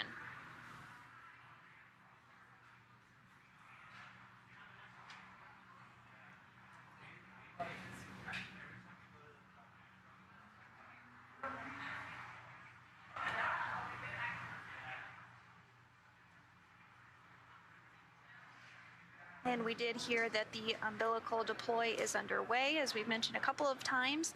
Once those umbilicals get set up and attached, that's how Dragon will get its power from the International Space Station. On the flight uphill, it utilized the solar arrays that are located on the Dragon's trunk. Dragon, SpaceX on the big loop, umbilicals mated. Docking sequence complete. Crew Dragon Endurance and Koichi, Nicole, Josh, and Anna, welcome to the International Space Station.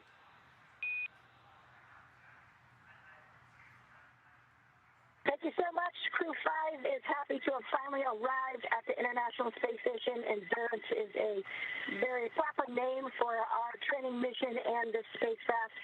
To the NASA and the SpaceX teams, a huge thank you. Especially shout out to our training lead, Tyler Carr, for all the simulations you put us through and the training. We were definitely well prepared, and we are looking forward to getting to work. We made it to the International Space Station. There's always been the efforts of so many people. We thank you, and we'll make you proud. Let's go, Expedition 68. Thank you, everybody, for giving us this smooth ride, just like in the simulation. And you trained us well, and I really appreciate all the efforts of the SpaceX team, NASA, Roscosmos, JAXA, ESA, and Canada, of all these international partners. And I cannot wait to start working with our crewmates on Expedition 68.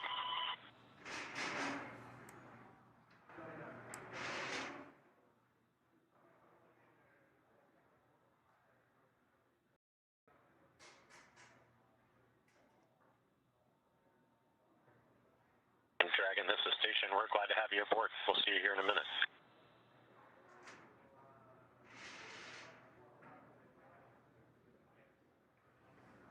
And there you just heard some words. And Dragon, on behalf of SpaceX, it's been a pleasure working with all of you. Ground teams will be enabling hardline power and comm connection shortly as we work towards hatch opening. In the meantime, you are go to doff suits per procedure 4.012, and we'll bring the cameras external.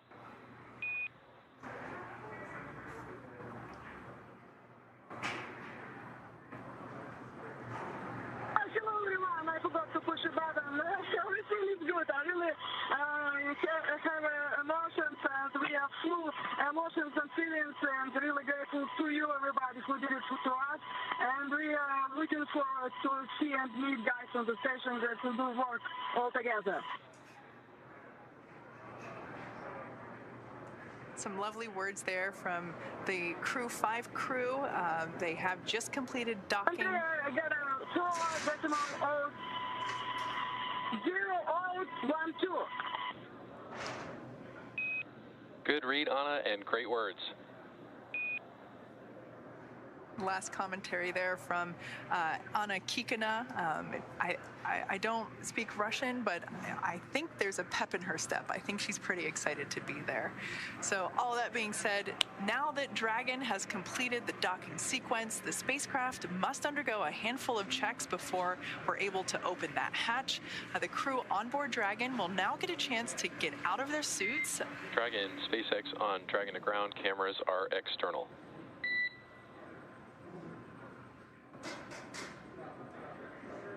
And that was just SpaceX core, just letting the crew know that they're good to... Okay, we copy. Turn on the cameras. Thank you, Jake. Just letting the crew know that they are good to take off their suits. Those onboard cameras have now been turned off for privacy reasons. So yeah, the crew will get a chance to get out of their suits before moving into hatch operations. That's right, and things will start to be picking up inside the space station too, as NASA's Kjell Lindgren gets the hatch on the station side ready to be opened and starts pressurizing that area known as the vestibule between the Dragon and station hatches. With Dragon docked, that's going to do it for us here in Hawthorne, but our coverage for Crew 5 won't stop here. The coverage will continue with our team positioned in the International Space Station Flight Control Room in Houston. So for Kate and I, it's been a pleasure. Thank you so much for tuning in. But Shaniqua, what's ahead for Dragon?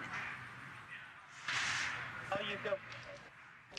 Thanks, Sandra, and goodbye to my friends at SpaceX. Mission Control Houston will take you through to the hatch open anticipated at 5:42 p.m. Central Time, and the welcome ceremony expected around 7:15 p.m. Central Time. It was a very exciting moment here for us in Mission Control Houston following Dragon's docking. That was a successful docking at 4:01 p.m. Central Time, 5:01 p.m. Eastern Time, while flying 259 statute miles off the west coast of Africa. It's great to see Dragon docked. Energy in the room here is high. There was applause and smiles all around the room upon docking. Now that we are docked, Kjell Lindgren is securing some hardware, then moving right into hatch operations. First, he will open the large hatch at the node 2 forward, giving him access inside the pressurized mating adapter. Then he'll have to pressurize the vestibule, which is the small space between the hatches on Dragon and the space station. This was exposed to vacuum prior to docking, and we need to fill it with air and make sure its pressure is nearly equal to that of the atmospheric pressure on Dragon and the space station. Lindgren will use a small valve on the station's hatch to slowly introduce air into the vestibule. Flight controllers here in Mission Control Houston will monitor the pressure and temperature readings inside and SpaceX Dragon on Dragon and ground. Com check from the cabin mic. Koichi on the cabin mic, we've got you 5x5. How us on the speakers?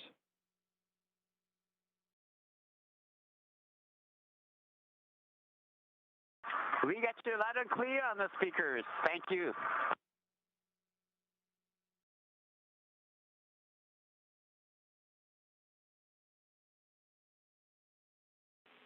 Station Houston on Space Ground 2 for Kjell.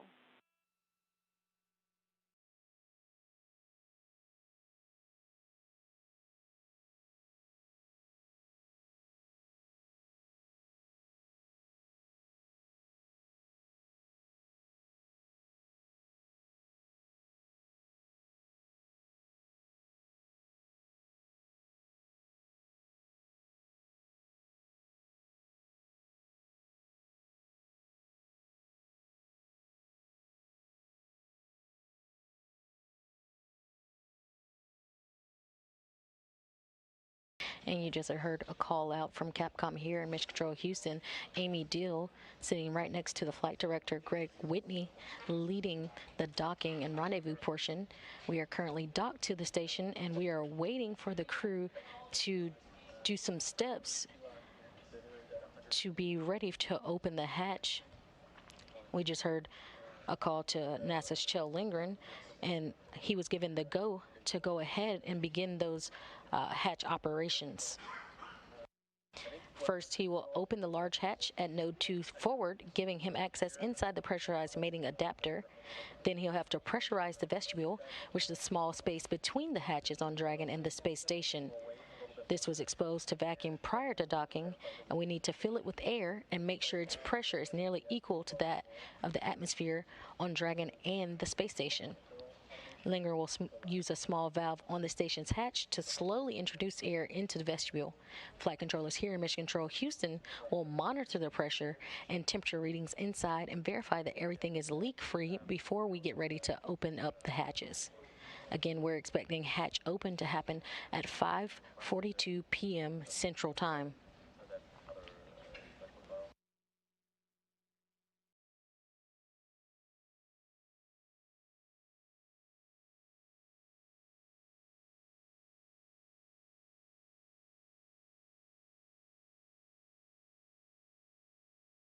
Following hatch open, the crew will configure Dragon for on-orbit ops and get a safety briefing.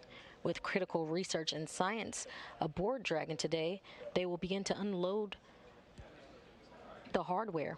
A few hours from then, we will have a welcome ceremony with all crew members for Crew 4 and Crew 5, as well as the astronauts and cosmonauts aboard the space station.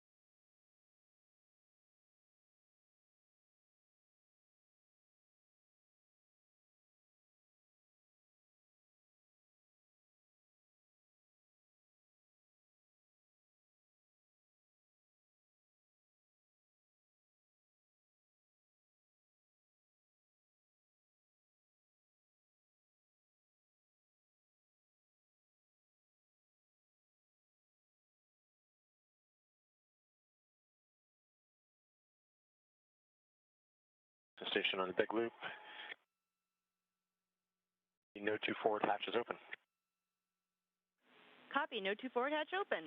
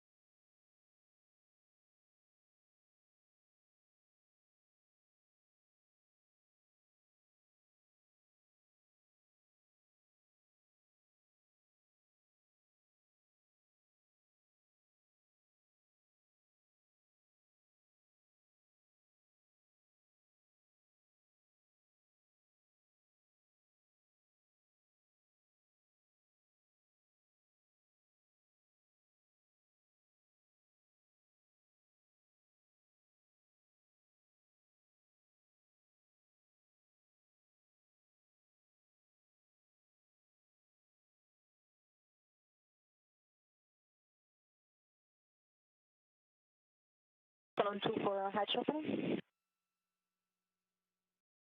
Go ahead, Sam. The APAS equalization valve was opened at GMT 2126. Houston copies.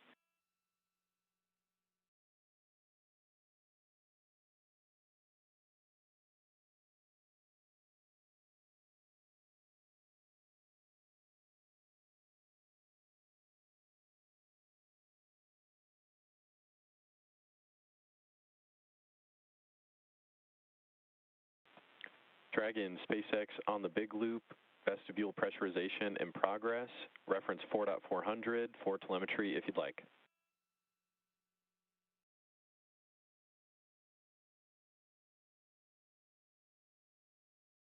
Copies, I'm in 4.400.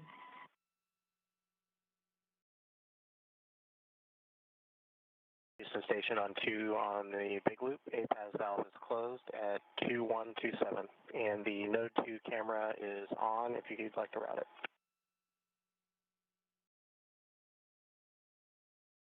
Houston copies all.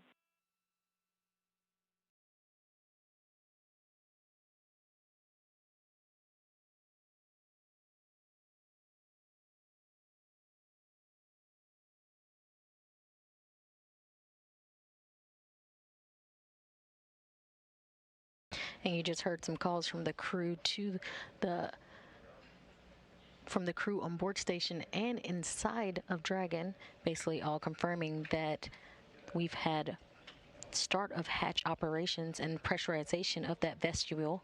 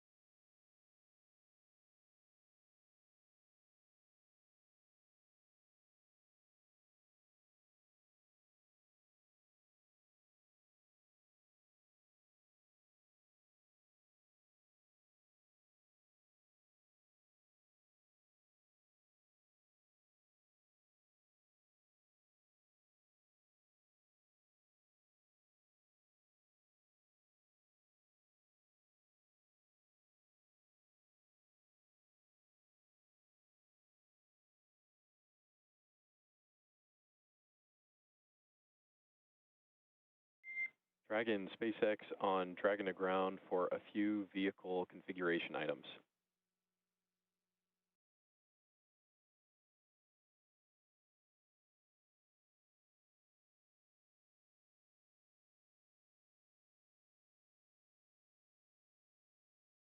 Dragon. Hey, Nicole, first item, ISS power connection has been established. Everything's looking nominal there. Second item has to do with the waste system. Report ready to copy.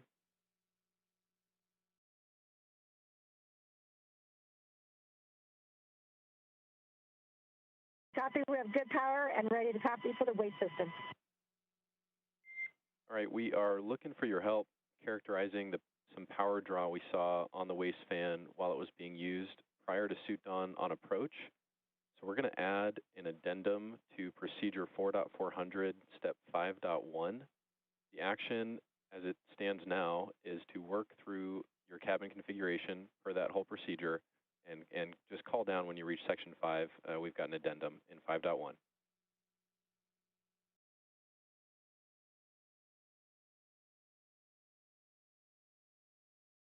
Ready to copy in 5.1.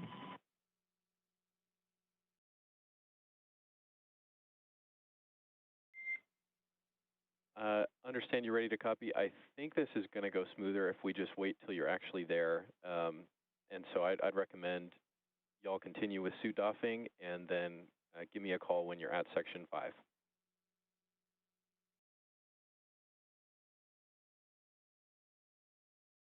Gotcha, no problem. We'll call you when we get into section 5.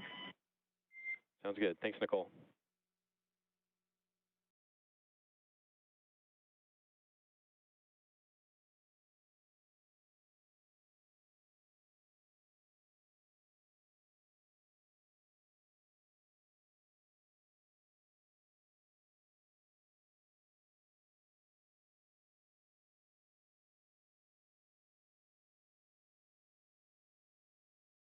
And you just heard calls from the core at SpaceX Mission Control, Jake Vendel. He's calling to Commander of Dragon, Nicole Mann. Dragon will be also doing some operations on their side, preparing Dragon for a long-duration stay. They are looking at a 6-month science mission while aboard the International Space Station.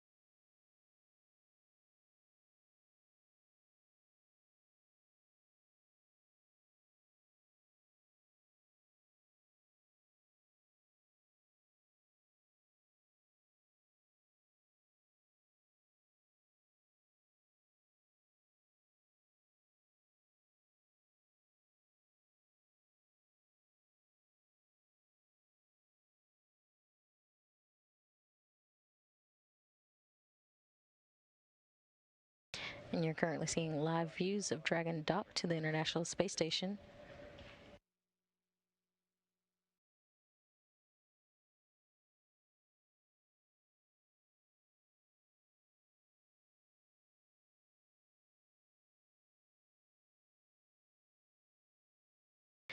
Dragon and the International Space Station in almost a sun in the orbital daytime, 268 statute miles above the Indian Ocean.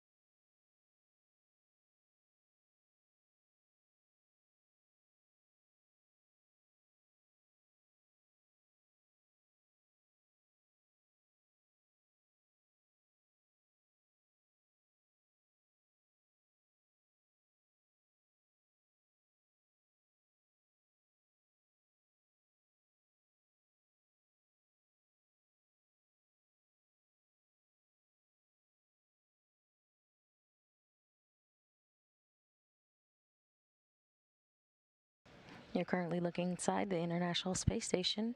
We had views of Commander Samantha Cristoforetti and NASA astronaut Kjell Lindgren just a few seconds ago as they were floating by, still making those final preparations for hatch open for the Crew-5's arrival inside the International Space Station. Again, we're looking for that hatch open to happen around 5:42 p.m. Central Time.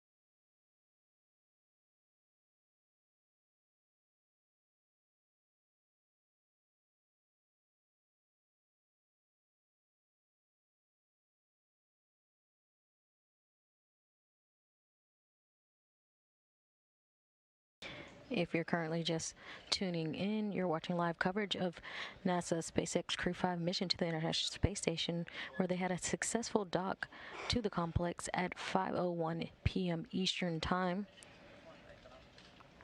NASA astronauts Nicole Mann and Josh Cassada, JAXA astronaut Koichi Wakata, and Roscosmos cosmonaut Anna Kikina arrived to the International Space Station just about 39 minutes ago.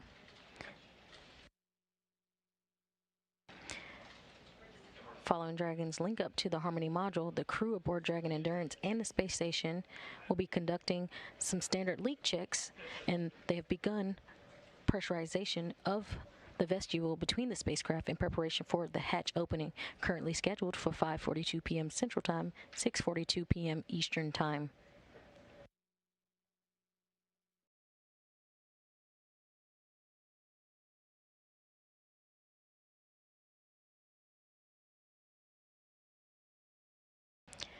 Upon hatch opening, Mann, Cassada, Okada, and Kikina will join the Expedition 68 crew of NASA astronauts Bob Hines, Kjell Lindgren, Frank Rubio, and Jessica Watkins, Samantha Cristoforetti of ESA, and Roscosmos cosmonauts Sergei Prokopyev and Dmitry Patelin.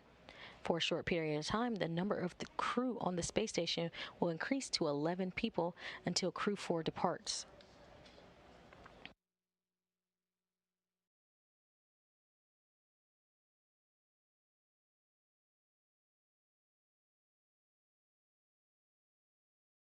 You currently see a docked Dragon to the forward Node 2 hatch, and on your left and then to the right of your screen, you're seeing inside the International Space Station, where the crew is eagerly preparing for the ingress of the crew.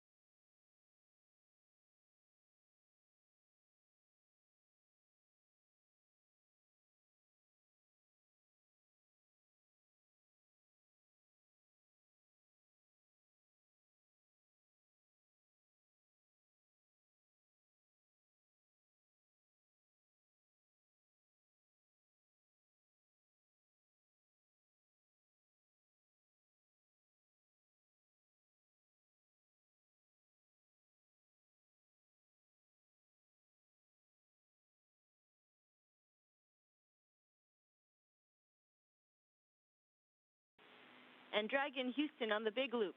Stand by for hardline audio config.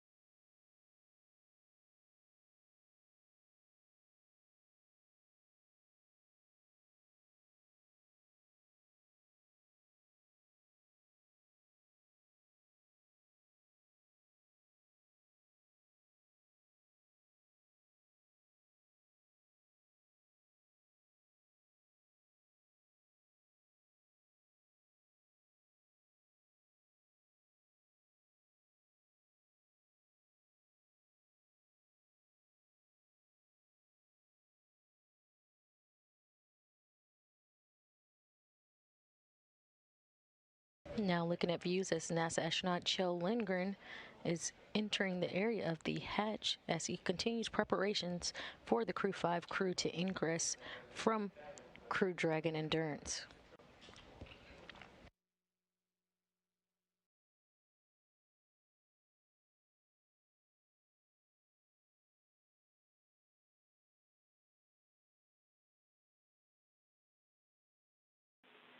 Dragon, Houston on the big loop for hardline audio voice check.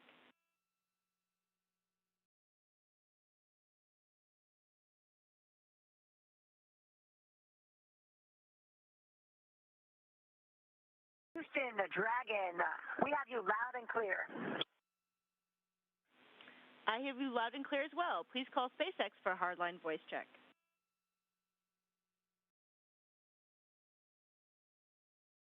SpaceX, Dragon, for a hardline comm check. And Nicole, we've got you loud and clear as well. We have you the same.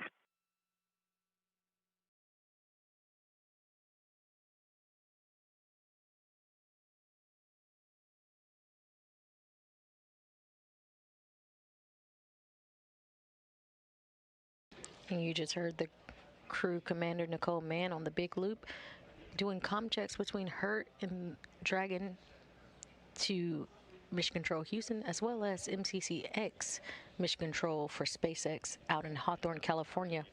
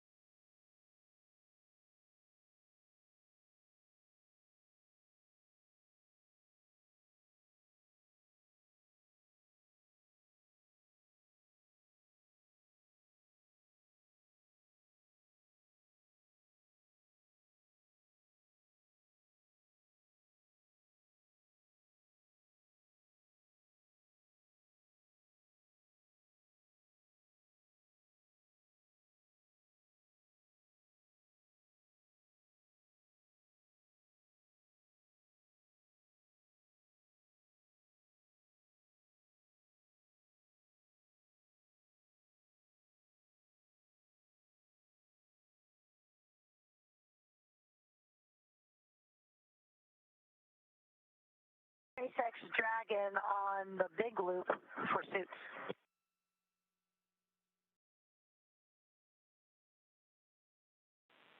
Dragon, we're with you on suits.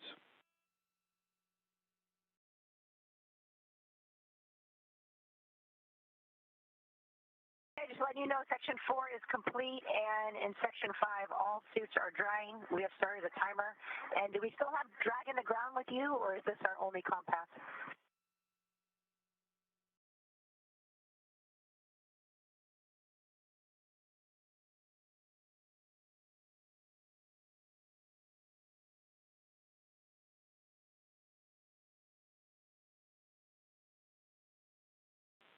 And Dragon, SpaceX on the big loop, we do have Dragon to ground, and I think we should head over there. We're just going to have a lot of probably bothersome calls for the whole ISS crew. I tried you a couple times on a Dragon to ground before this with a no response, but I will switch over and try you again on Dragon to ground. Copy.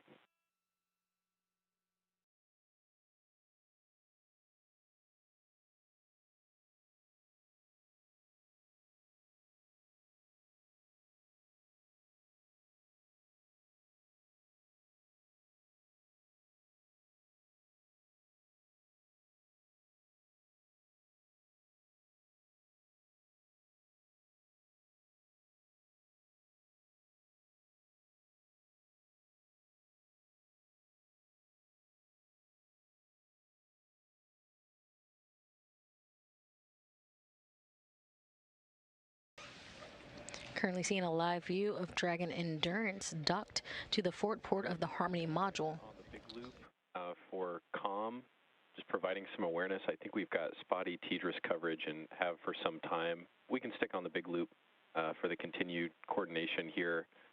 You are go for 4.400 for cabin configuration.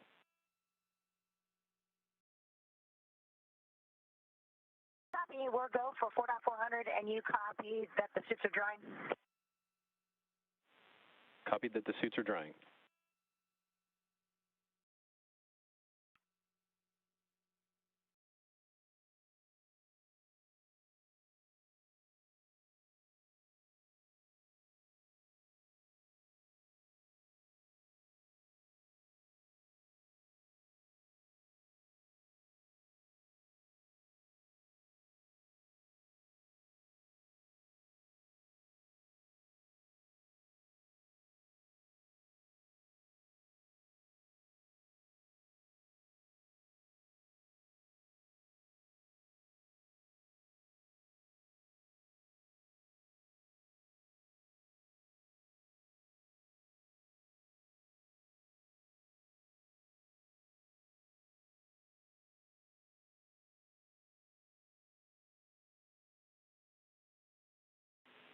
Station Houston on the big loop for Chell.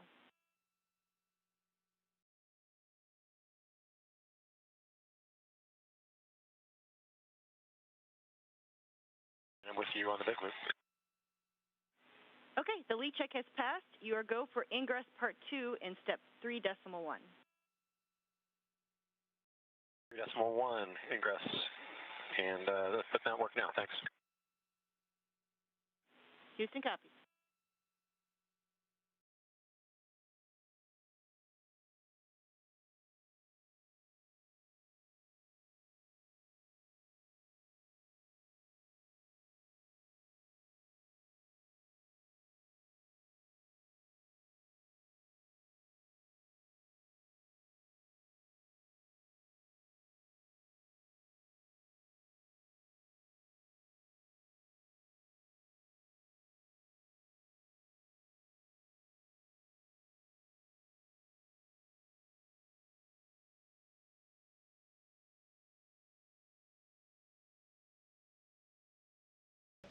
And you just heard Capcom Amy Dill to Chell Lindgren.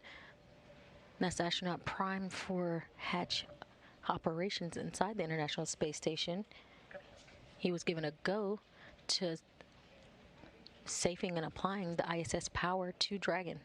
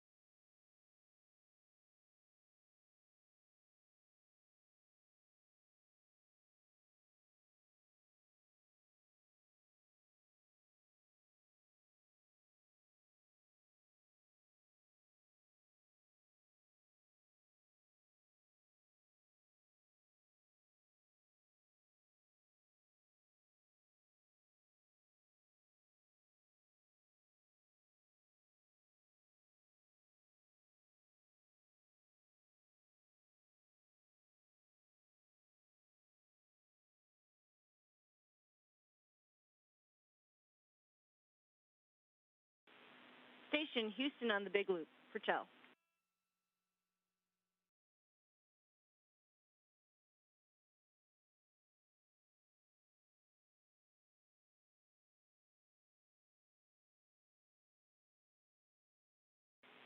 Hey, Wadi, for the hatch opening, you can continue to execute in step 3.3. We go in 3.3.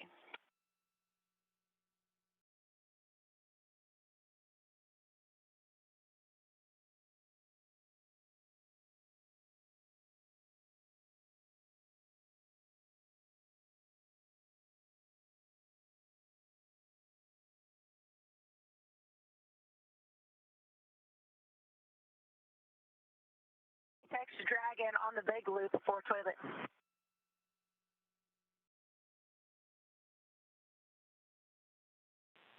Hey, Nicole, I'm with you on the Big Loop.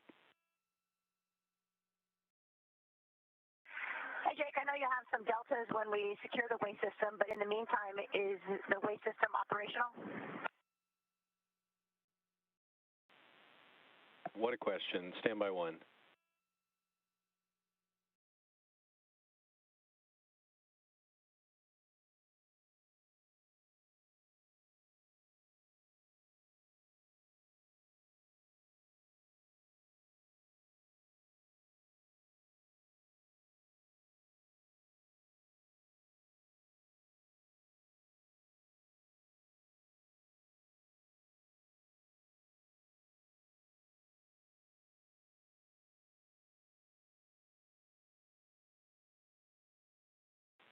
Dragon, SpaceX on the Big Loop, report ready to copy. I think we should just have you step into the troubleshooting we have planned for later.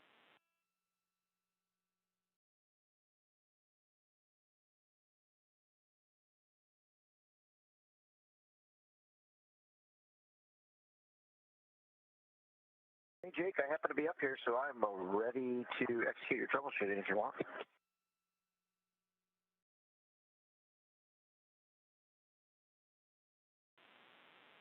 Okay, Josh, we are going to have you turn on the waste fan and then head down to location 22, open the access panel, and check for flow through the mesh, then report back. How copy?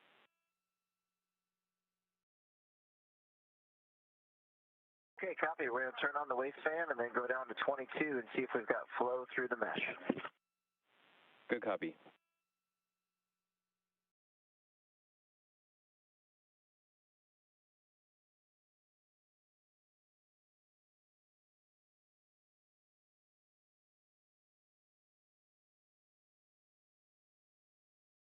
And that was the core in MCCX, SpaceX's mission control in Hawthorne, California, confirming with the crew, Josh Cassada, as they continue to proceed through steps, making Dragon ready for its long-duration stay, eventually being configured for a quiescent mode, and that will remain there for 6 months. There will be periodic checks throughout Dragon's stay to check on the spacecraft's health before departing 6 months down the road. Jake, we've got bad news or good news, depending on how you look at it. We do feel flow down in location 22, and we're guessing you want us to go grab the cap from the earlier demo. Dragon, that's a good read. You're ahead of us. We do want you to go install the cap, and we're going to plan to leave it installed through the dock duration. How copy? Copy that. We'll install it with the cotter pins and leave it through the dock duration. Thanks.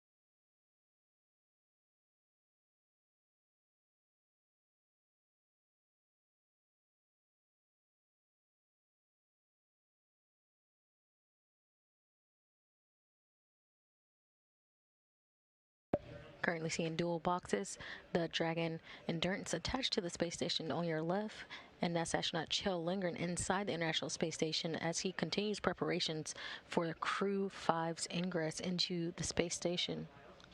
Again, we're looking for ingress to be about 35 minutes from now. Looking at 5:42 p.m. Central Time, 6:42 p.m. Eastern.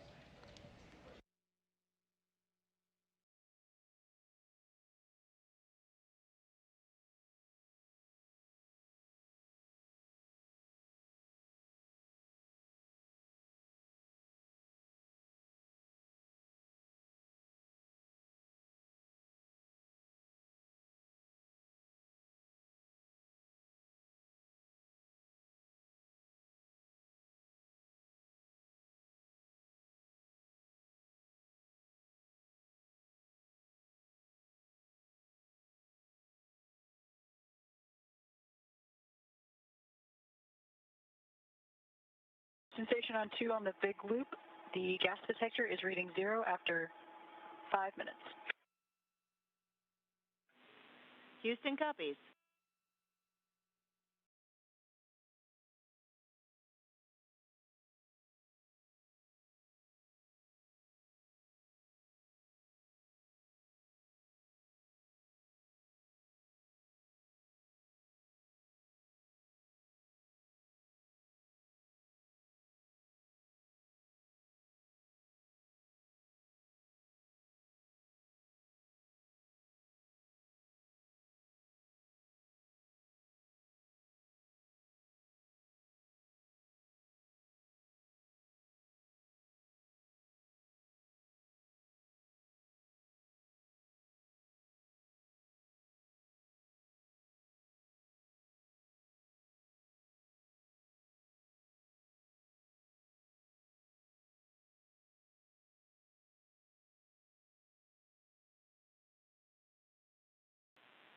Dragon, SpaceX on the big loop for waste system.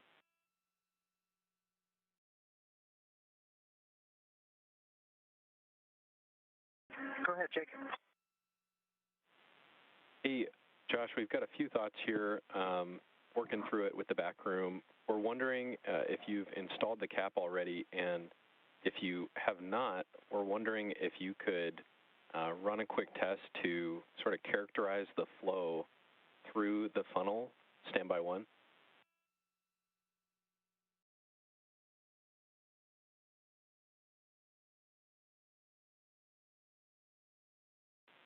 Okay, following up, we are going to have you install the cap, and then you are clear to use the waste system as normal. Okay, sounds good. The cap is installed, and we did verify that we've got good flow at the funnel now. Thanks.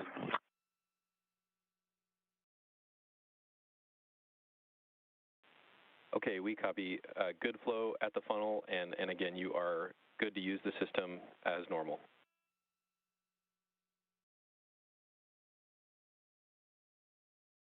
Copy that, Jake. Thanks.